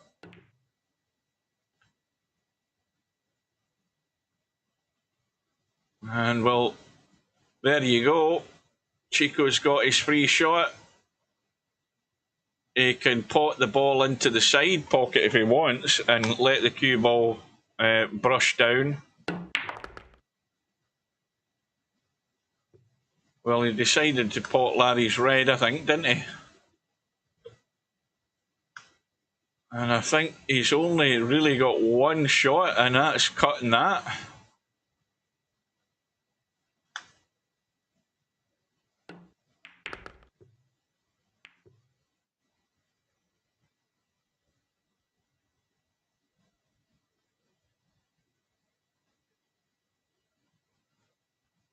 Well, there's pressure on to get the job done. That yellow does go off the jaw, but you've got to use the jaw at the right pace. And he's got it in clean.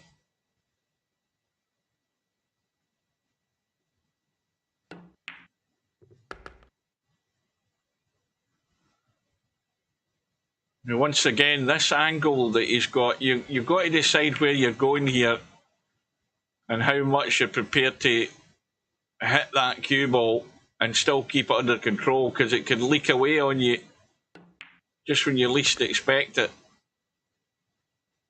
And talking about leaking away, that's exactly what the cue ball wants to do here. Now, he doesn't want to be sitting on top of the red, so he's making sure he's staying well away from that, and that's perfect.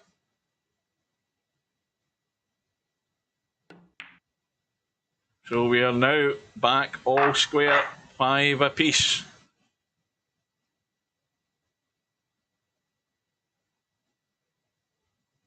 Well, I suppose CheekyChico will be quite happy that he's in the match. I think he might have been showing signs of panic there when he's 3-0 down, but he's got himself in the game. And it's anybody's at the moment. And another dry break from Larry, which is what you can do without. We've got 2 yellows up top that I think are a makeable combo. In fact, not quite stone dead, but there's a little gap and you can easily make that as a combo. And he's done it straight away. And all the yellows are accessible as long as you do them in the right order. This one being the most awkward, especially when you consider the angle he's potting this one at and he's running around. Now, this has suddenly become an issue, this ball right there. And it's all going to hinge on where the cue ball finishes here, and that's not much better.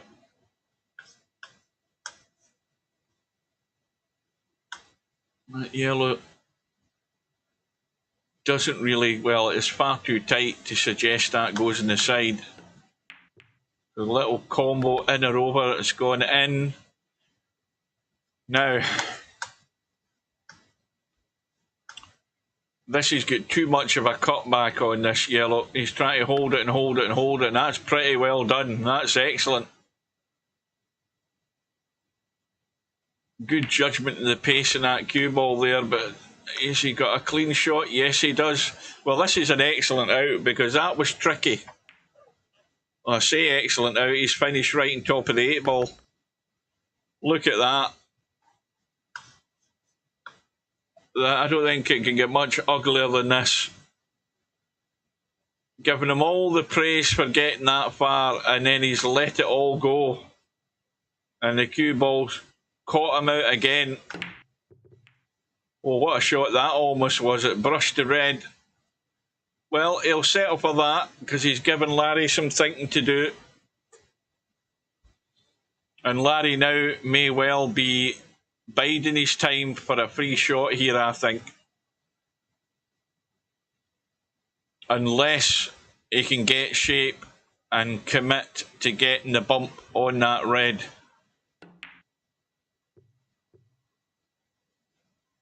Well, that's just going to simply let CheekyChico roll dead weight to the 8-ball. That's too heavy. That's far too heavy. That's a terrible shot. Terrible shot. Should never have been bringing that 8-ball out of the rail, but I suppose it calls Larry's bluff. It really says, right, you know, go for the run out. You make a mistake and I can see that 8-ball and potting it. Well, Larry's not sitting absolutely ideal where he is right now. Can he get to that red? Yes, he can. So you can pot the red. Cue ball's in the nick out, but where's he? Is he playing this one? Watch it. Where's the cue ball going? Disaster and CheekyChico. Well, that's just played straight into his hands. Ball in hand, roll the 8-ball up table, in or over the pocket. That's a terrible shot. That is absolutely bloody awful. Well, he's got it in, but I'll tell you what, that could have been absolutely stone dead in the rail there, that 8-ball, the way he played that. Goodness me. What have I missed in the chat? Of course it is, it's the biggest game changer. But I'll tell you, even in previous tournaments, we've seen players make a complete hash of a free shot and probably dig a hole for themselves more than actually improve a situation. We've seen it far too often. It seems to be that the free shot opportunity totally blurs a player's mind half the time. They start doing stupid stuff. But anyway, CheekyChico, well, he's got himself in the lead and he has got one issue and he's finished the wrong side of this red. He would have loved to have been that side here. He's still got a perfect opportunity now, but again, he's getting to the cue ball too much and he's dead. Unbelievable. Unbelievable. Anywhere there, he's rolling the red in and playing for a bump. Well, he's got the hit. He's got the red out of there. Problem is Larry has got control of the table now. Now, is Larry going to be committed full blood? And that shot from Larry there is probably close on the next worst shot of the night. Because there's no way that Chico should have been seeing any of these reds. And Chico's not made the most of it. I don't know what the hell he tried there.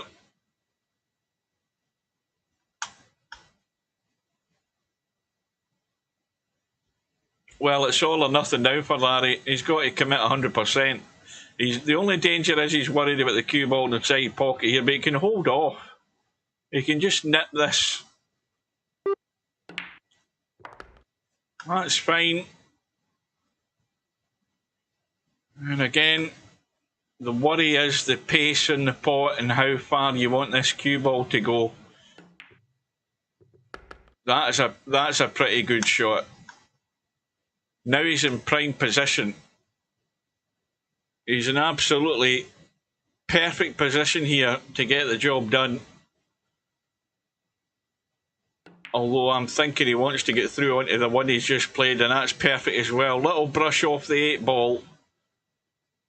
And now, again, he's just got to be careful with the little nip on the cut here, because this cue ball is leaking away.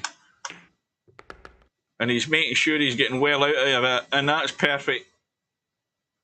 Now, again, I say perfect for potting that. He doesn't want to try and pinch anything here, because the cue ball wants to run down and come below this. And if he does that, that's fine, but can he hold it? Yes, he can.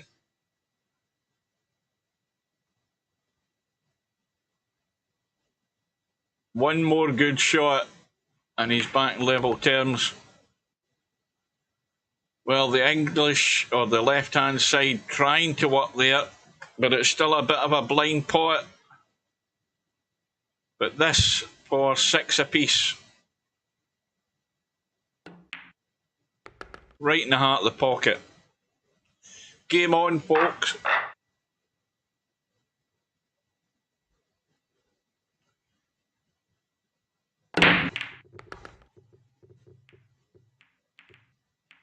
It used to be. That was the old. Well, I don't know what the hell version of pub that was. Yeah, when you used to still held your free shot. That was crazier.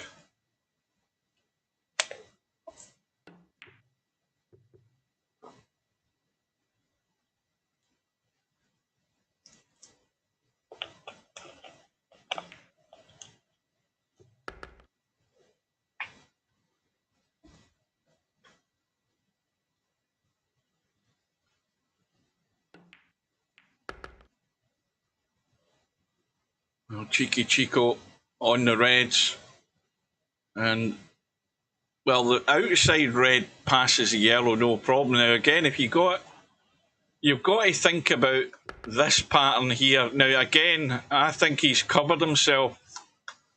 Has he covered himself both ways? No, he hasn't.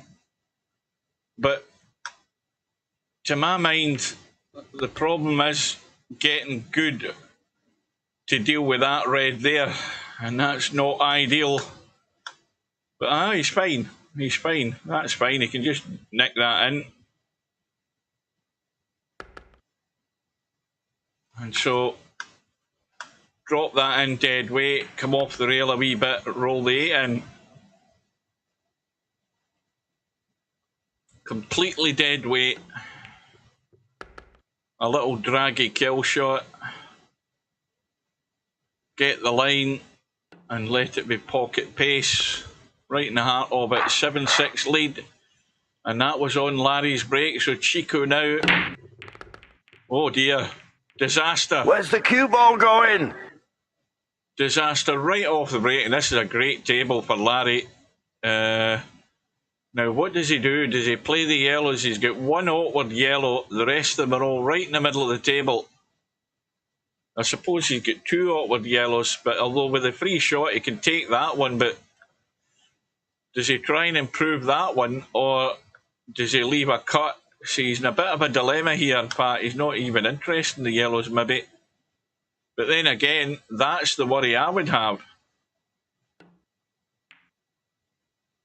Right, so that's the one problem red dealt with.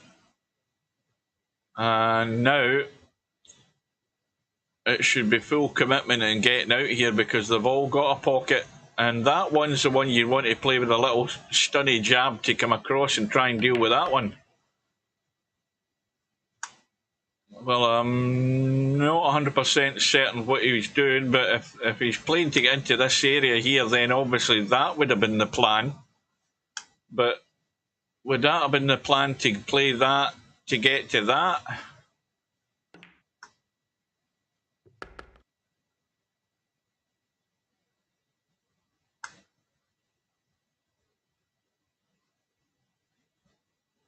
Well, this is a wee bit worrying. The cue ball, he's got to hit this a bit if he's wanting this cue ball back into the table.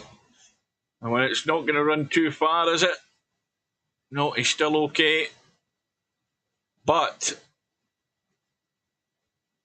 is it going to be this red to get to that red? No, he's trying to drop down. That's perfect.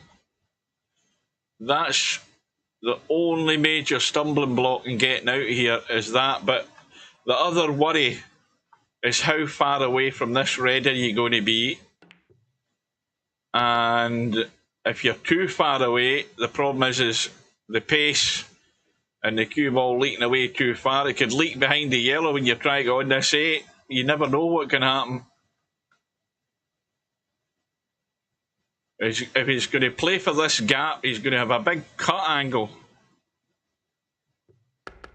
And I think he's pretty good. He's looking to come across into that spot there. Oh, he's actually played it a lot better. That's perfect. So it was a pretty good table, and Larry made the most of it, and he's back all square. 7 apiece. Black ball, baseball.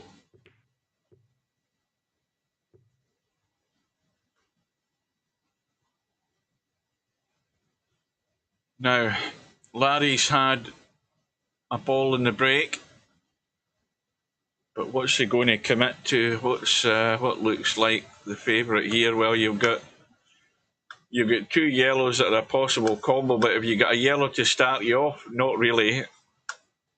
You've got a 3-ball combo if you play the red onto the 2 yellows. No, he's played the cut.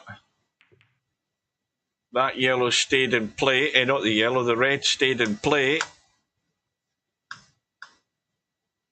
Well, I have to say it. Larry should be out here. He should be in the lead. But the major problem is these 2 balls here. Because, first of all, this ball is going to be awkward to get to unless you deal with it now. Or unless you wait until you've got one of them. And I think he was trying. I'm not quite sure. I presume he's just played to get to there. But this here is a major issue unless he gets straight on in that to hold it stone dead to play it inside. And see the angle he's got there would be 100% commitment to pot that and come across here for that red. He's hanging off and hanging off. Well, that's a big rack now, and this is what he's probably going to do. He's probably just going to rest this to the yellow, is he? Or is he going to try and hold it? He's just going to rest it to the yellow. But he's going to be impeded, is he? I think he's fine. He's just got to be careful he doesn't miss cue and he doesn't lose the tip of the cue. That'll do. Well, Larry's done what was asked of him. Keeping the pressure on Chico. 8-7 lead. Chico having to respond.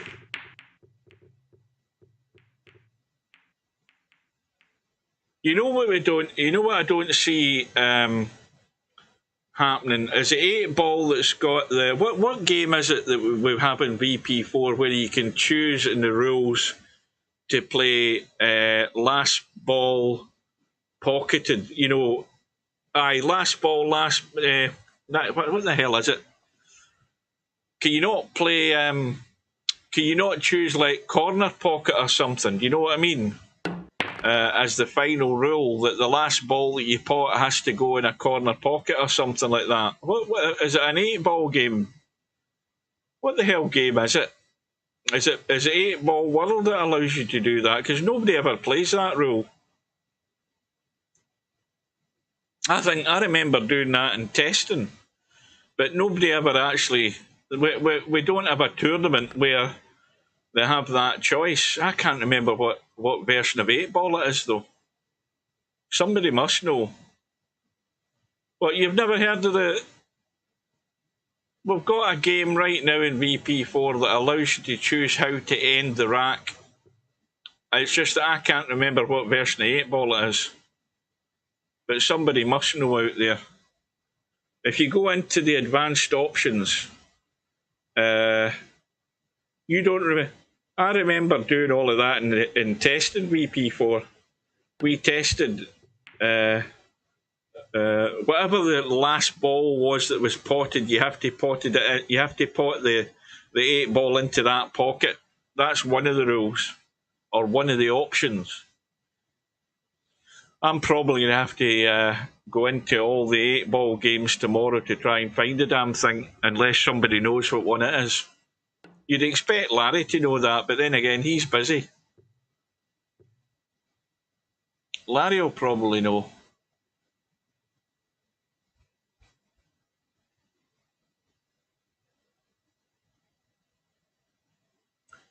Well, Larry with the slender lead on the yellows. CheekyChico and the reds at the table. Problem red next to the yellow.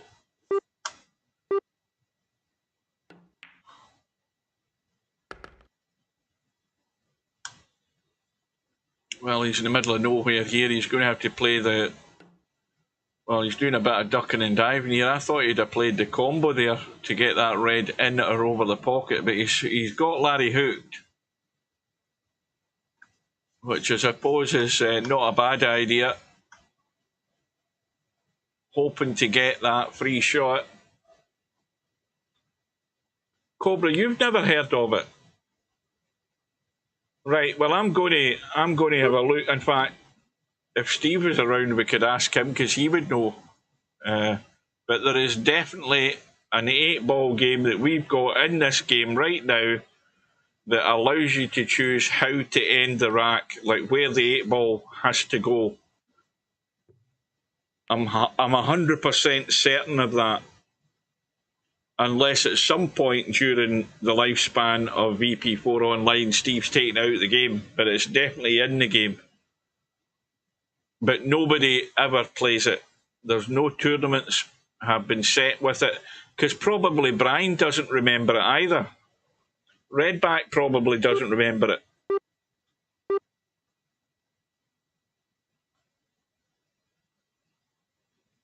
In fact, I'll go and make... I'll tell you what. Tomorrow what I'll do is I'll get home, I'll set it up, and I'll make a little video on it and show you. Unless this is something I had a weird dream about, it's definitely in the game.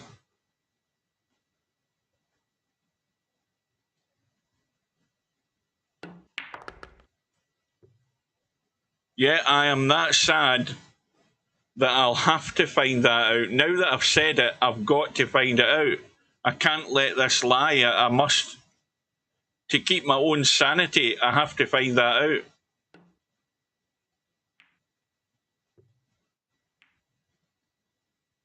Oh, Larry doing a bit of ducking and diving again. Well, he hasn't freed up the yellow that's right next to the cue ball.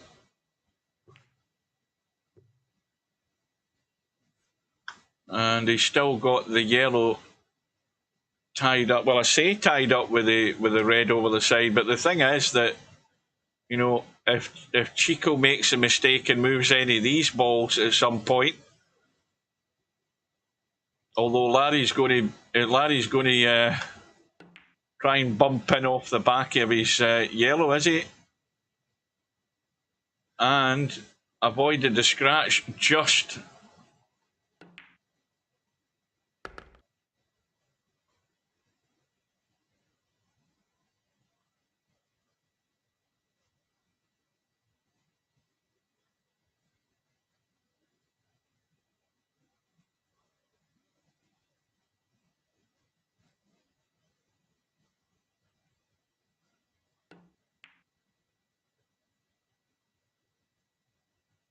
Well, that's got Larry in a big heap of trouble now, because Larry's going to have to go multiple rails here to get a hit. He's going to have to go at least 2, possibly 3 rails. 1, 2, well, he got it too narrow. So Chico's got his reward. He's got the free shot. Now he's got to make the most of it. He's got to get this end of the table opened up.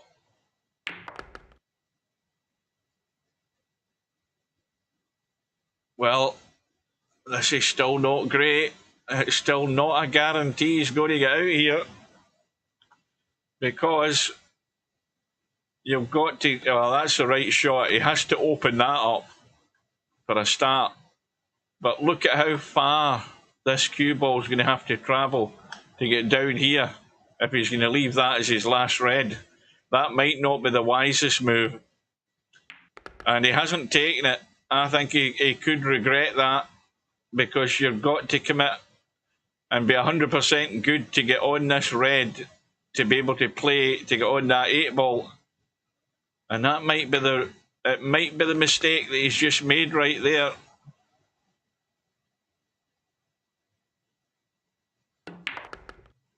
He's going to go too low. Well, right off the bat, that's the one he should have took, because you could thin one of them over the corner pocket and drop down for that 8 ball.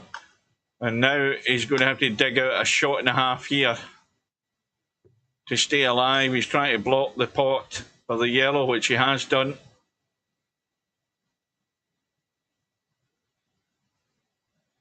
Well, again, I just think that was the wrong choice of shots there, the wrong pattern. He had to take that red first, because it's asking too much with the misjudgment of this cue ball to get yourself in good shape to guarantee you're coming back down for that last red when it was sitting there. It's too risky to think you're going to get that good. And in the end, he ended up over hitting the cue ball and dropping way below it.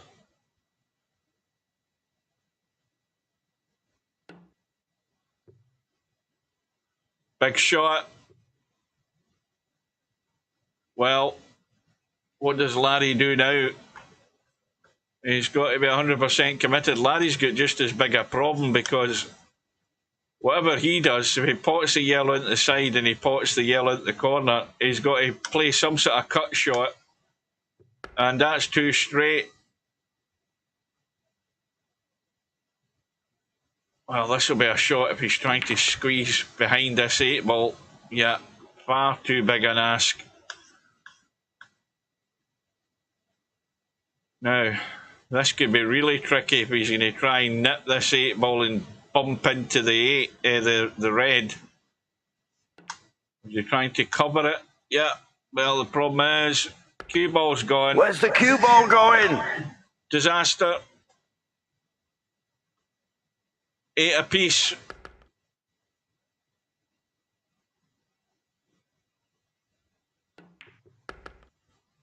Too much time in my hands. I won't have any bloody time in my hands in the next couple of weeks, I'll tell you. I'm really looking forward to getting up at 2 o'clock in the morning for 4 days in a row. Cue ball's gone. Another disaster for Larry. Well, this is happening at the wrong time. Chico comes to the table, and this is a very good table. Apart from, well, that yellow right now that he's about to play. And that's dealt with that problem. And you would think that Chico's on a good percentage rating that he's going to get out here. And what's more, it's on Larry's break, so a big opportunity to make a big move here for Chico.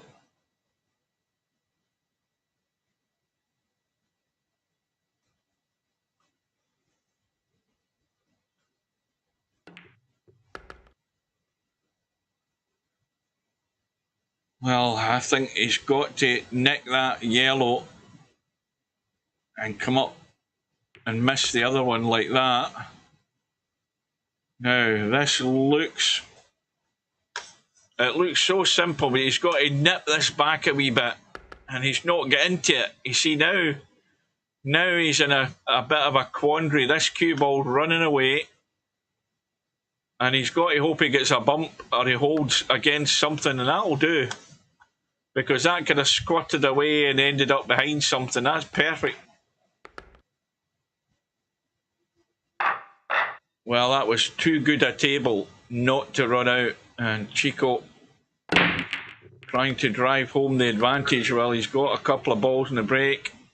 And again, this table, well, apart from what's just happened there, but he can play the little combo and commit to the reds.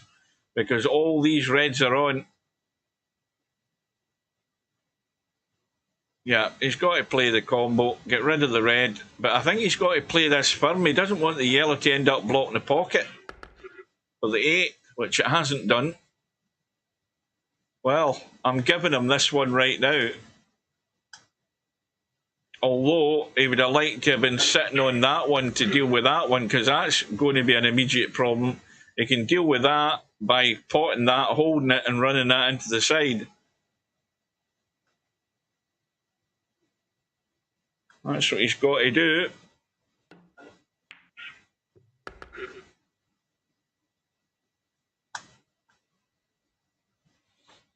Well, once again, he's stuck himself to the rail, and this cue ball he's got to judge running this into the gap or jacking up and holding this cue ball here. It all looks far too simple. You see, there's the problem right there. And he hasn't really got it there. Yeah, he hasn't got it there. And that's what I was talking about. He's stuck to the rail, and he has to judge how far this cue ball's going to run. And he ends up hooking himself. And here's a chance that Larry never thought he was going to get. I think Larry had given up this rack.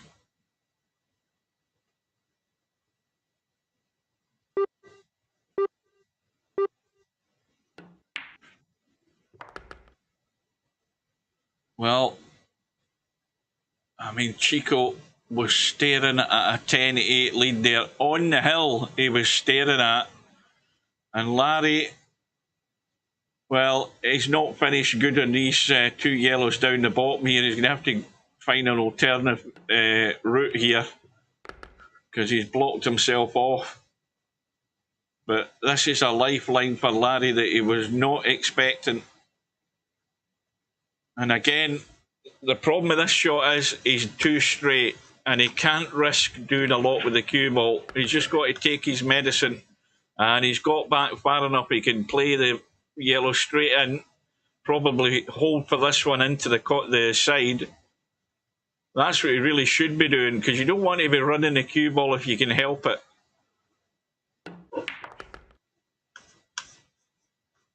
Now, you see, he didn't get through far enough. See, now he's got a slight angle. He can probably still run that in fine, and the cue ball will just drop through a tad.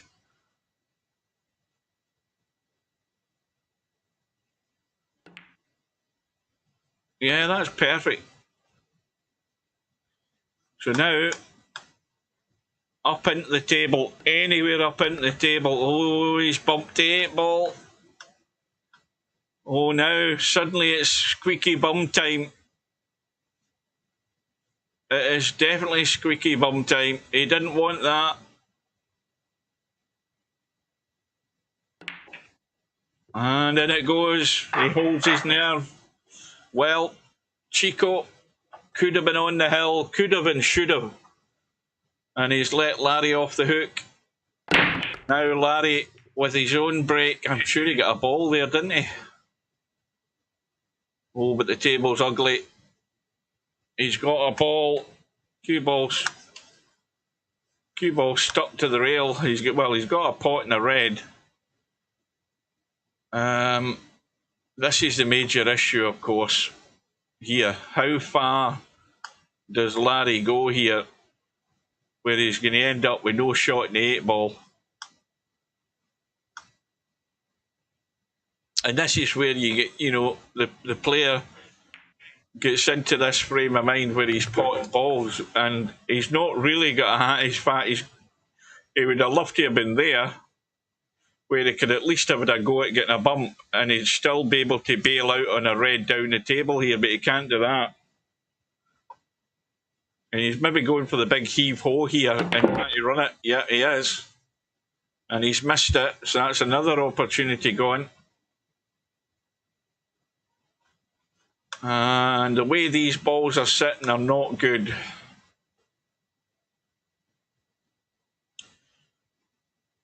I don't know that he might do well actually to bump this red into the rail, bump the yellow and hold the pocket. That might not be a bad move, just to bide his time. Oh dear. Where's the cue ball going? That's a complete disaster. I mean, what the hell's Larry doing there? I mean, my idea wasn't all that bad. You know, run the red onto the rail, bump the yellow, and the red goes in or over the pocket. What you're really hoping for, it goes over the pocket. But whatever got into Larry's head there, I do not know. Answers on a postcard.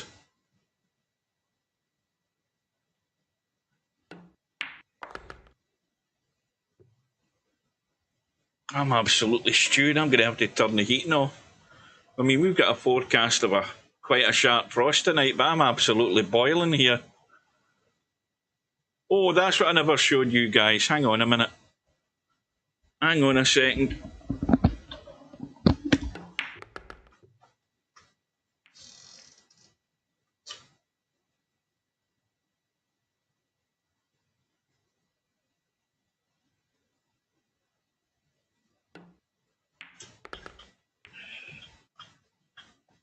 There we go.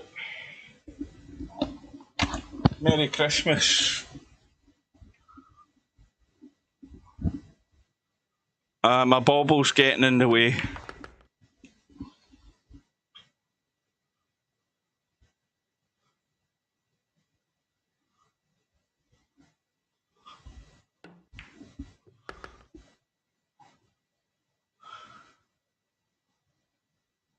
My bobble's bouncing and it's distracting my vision. I need to adjust my bobble. Anyway,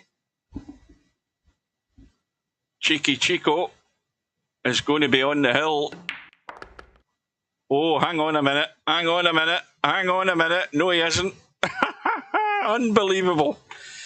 And again, the cue ball has been the undoing of the player. He's absolutely stone dead. He's got no shot.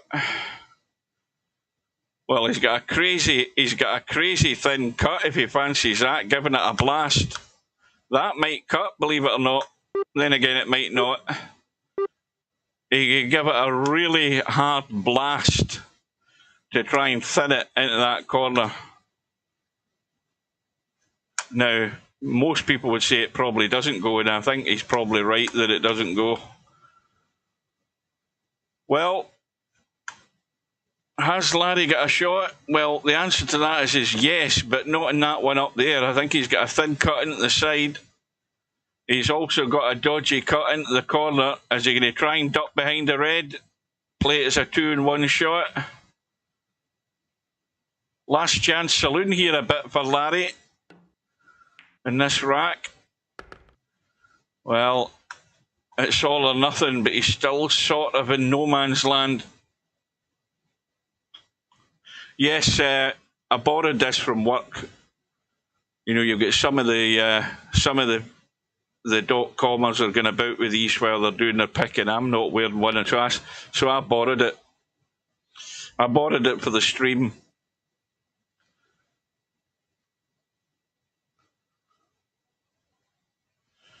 Oh, this is ugly as well.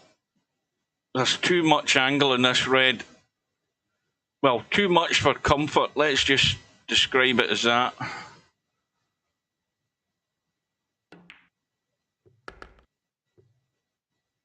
Oh, this is... Well, I suppose if Larry plays it at the right way, he'll give the red every chance of going in, and he'll also have the cue ball out for the 8 ball. So he's pretty strong favourite here as long as he doesn't send us to the rail too soon. And that's perfect. Could not have played that any better. Absolutely spot on. Well, here we go. Are we going all the way? CheekyChico breaking to survive.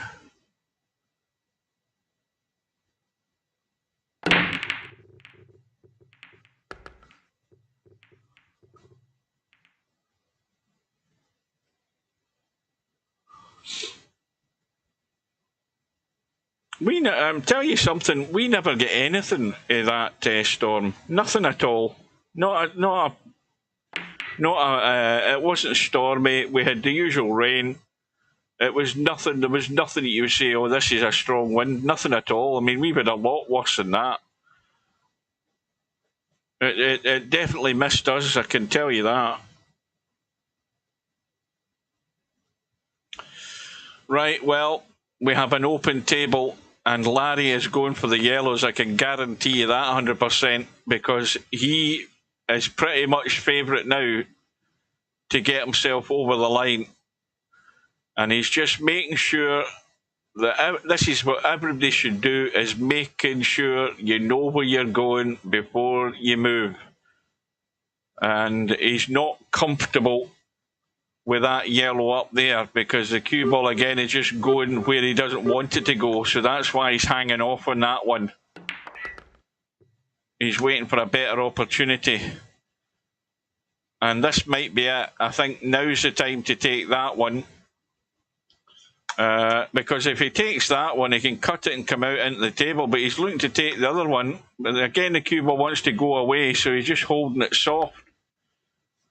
So now, a soft dab into the side. He can take that one, he can take that one. But he wants to be able to take that and hold the cue ball. He's leaked away. You see how easy it is to get in trouble. Unbelievable. It's amazing how you can get caught out.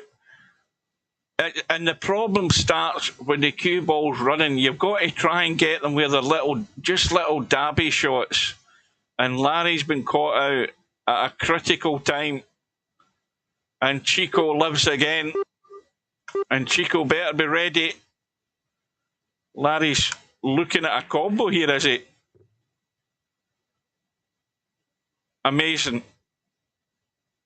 I'll tell you, there is nothing set in stone in any of these tables.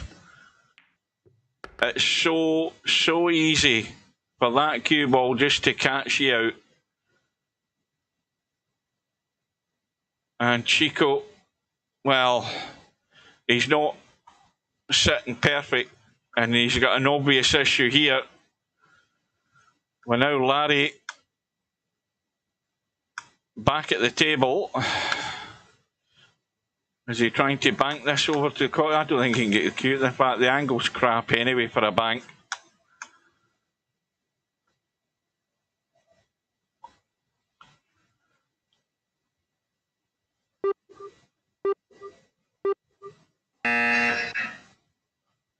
Now, what the hell's happened there? Ah, there we go. Larry's run out. Larry's clock's run out. Oh, that's an even bigger disaster. And I think Larry's got fried there. His brain's got fried with that cue ball running out of line, and he's forgotten about the shot clock. And Larry's lost his 2 extensions during that time. And would you believe it? CheekyChico had a free shot there, and he can't get out.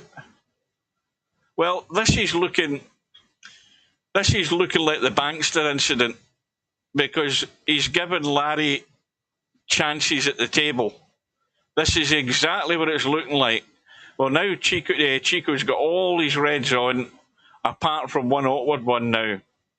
And now he's got himself in a dilemma. What move do I make here?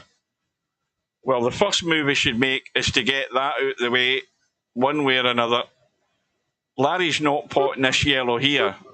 He's got to risk improving that red and just hoping Larry can't get lucky. That's what he has to do here. And he's not doing it. He's trying to get in the short side to play the combo. That'll work if it holds it off. Well, he's still got the shot, so it's now 100% commitment. Cue ball stays on the table. Well, are we giving this to CheekyChico for a hill? Are we giving it? Are we prepared to give him this? Because from the evidence we've seen, anything can go wrong here.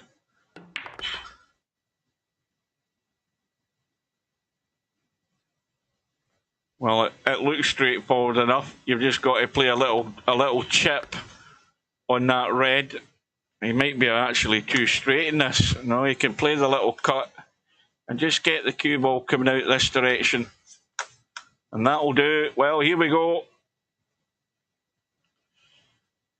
A straight roll in the 8 ball, and we're going all the way. And Larry breaking for the match. And Larry, remember, was 3-0 up at the beginning of this match. He's got a red. But how are the reds? Well, the 8 ball's tied up for a start.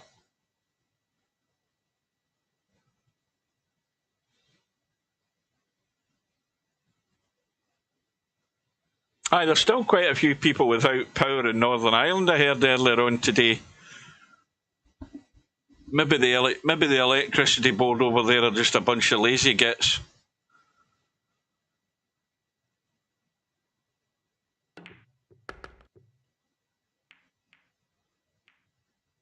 Right, well, Larry's committed to the reds. He's not got a shot, though, I don't think. He couldn't have finished any worse, so he's got one red still tied up. And, of course, the 8 ball is tied up. And if you look at CheekyChico's lay of the land here, he's got to try and utilise this ball here to get that out. Unless he just tries to get that out on its own like that. Now, is that a foul? No, it wasn't. I thought for a minute there he'd brushed the 8 ball instead.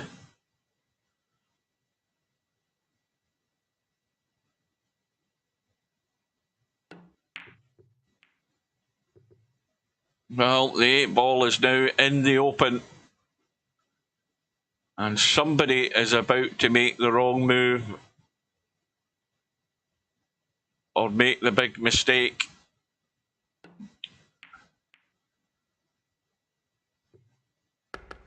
Well, Chico's got the pot. Is he going to commit? Because he's got a great opportunity here. This is the critical one. Potting that there, getting that gap there, and getting that out of the way. That's the shot.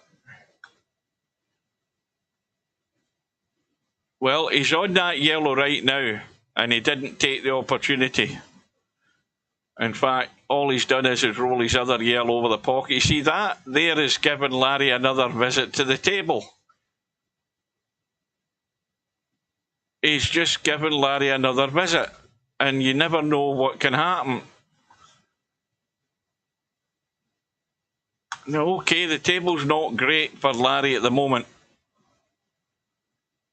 But I don't believe that Larry should be playing at the table right now. I think CheekyChico should have been running out. He most certainly should have been running out. Larry can cut this red in, and he can get maybe a bump here. He's got to watch the cut, though. Yeah, he's caught the yellow. That could be fatal. It could be fatal, but is CheekyChico going to faff around here much longer? Because I'll tell you, the other issue now is that the red's now blocking the 8 ball up into that corner. And so if he plays the combo and gets rid of these somehow or other, that would be his last ball to get to the 8 and play the 8 down into this corner.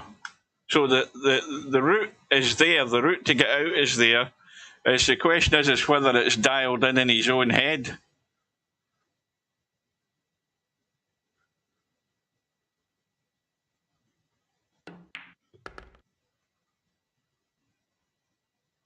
Even this shot,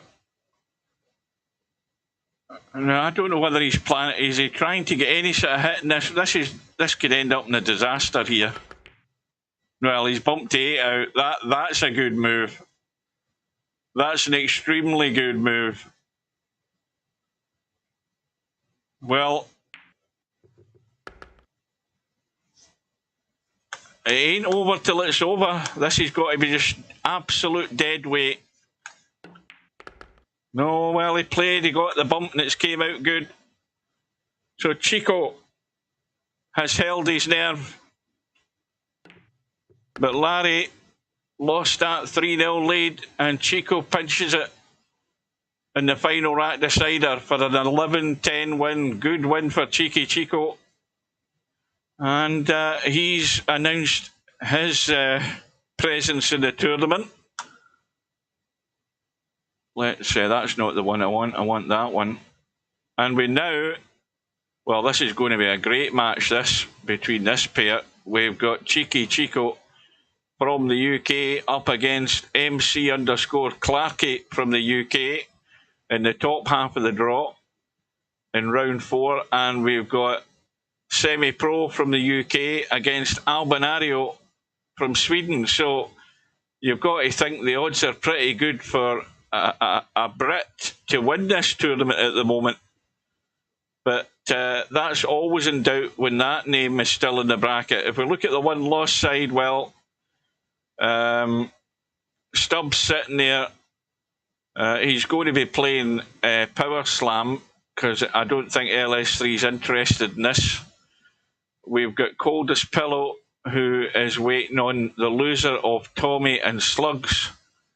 We've got Larry, who's now playing Spud Boy, and Larry will be the strong favourite for that to survive. And we've got Bankster, who's waiting on the winner of the match between Brainful Out and Laser. So that's where we stand. If we go back to the tournament page, we can see all the matches are gone. We're just waiting on that schedule refilling for the rest of the tournament. Right, that's it, guys. It's all over. My head is boiling. I'm going to have to turn the heating off. I'm stewing. I'm off for a coffee. Thank you for your company. Hopefully, the next time we get this stream working, hopefully the chat will fix itself. That chat Botrix hasn't appeared tonight. It normally tells you that it's live in the chat and it's not appeared. That's why there's been no on-screen chat. So hopefully that will rectify itself next time round. So until we meet again, I will bid you all good night. Take care. And we'll see you again soon. If we can get this bloody thing to work.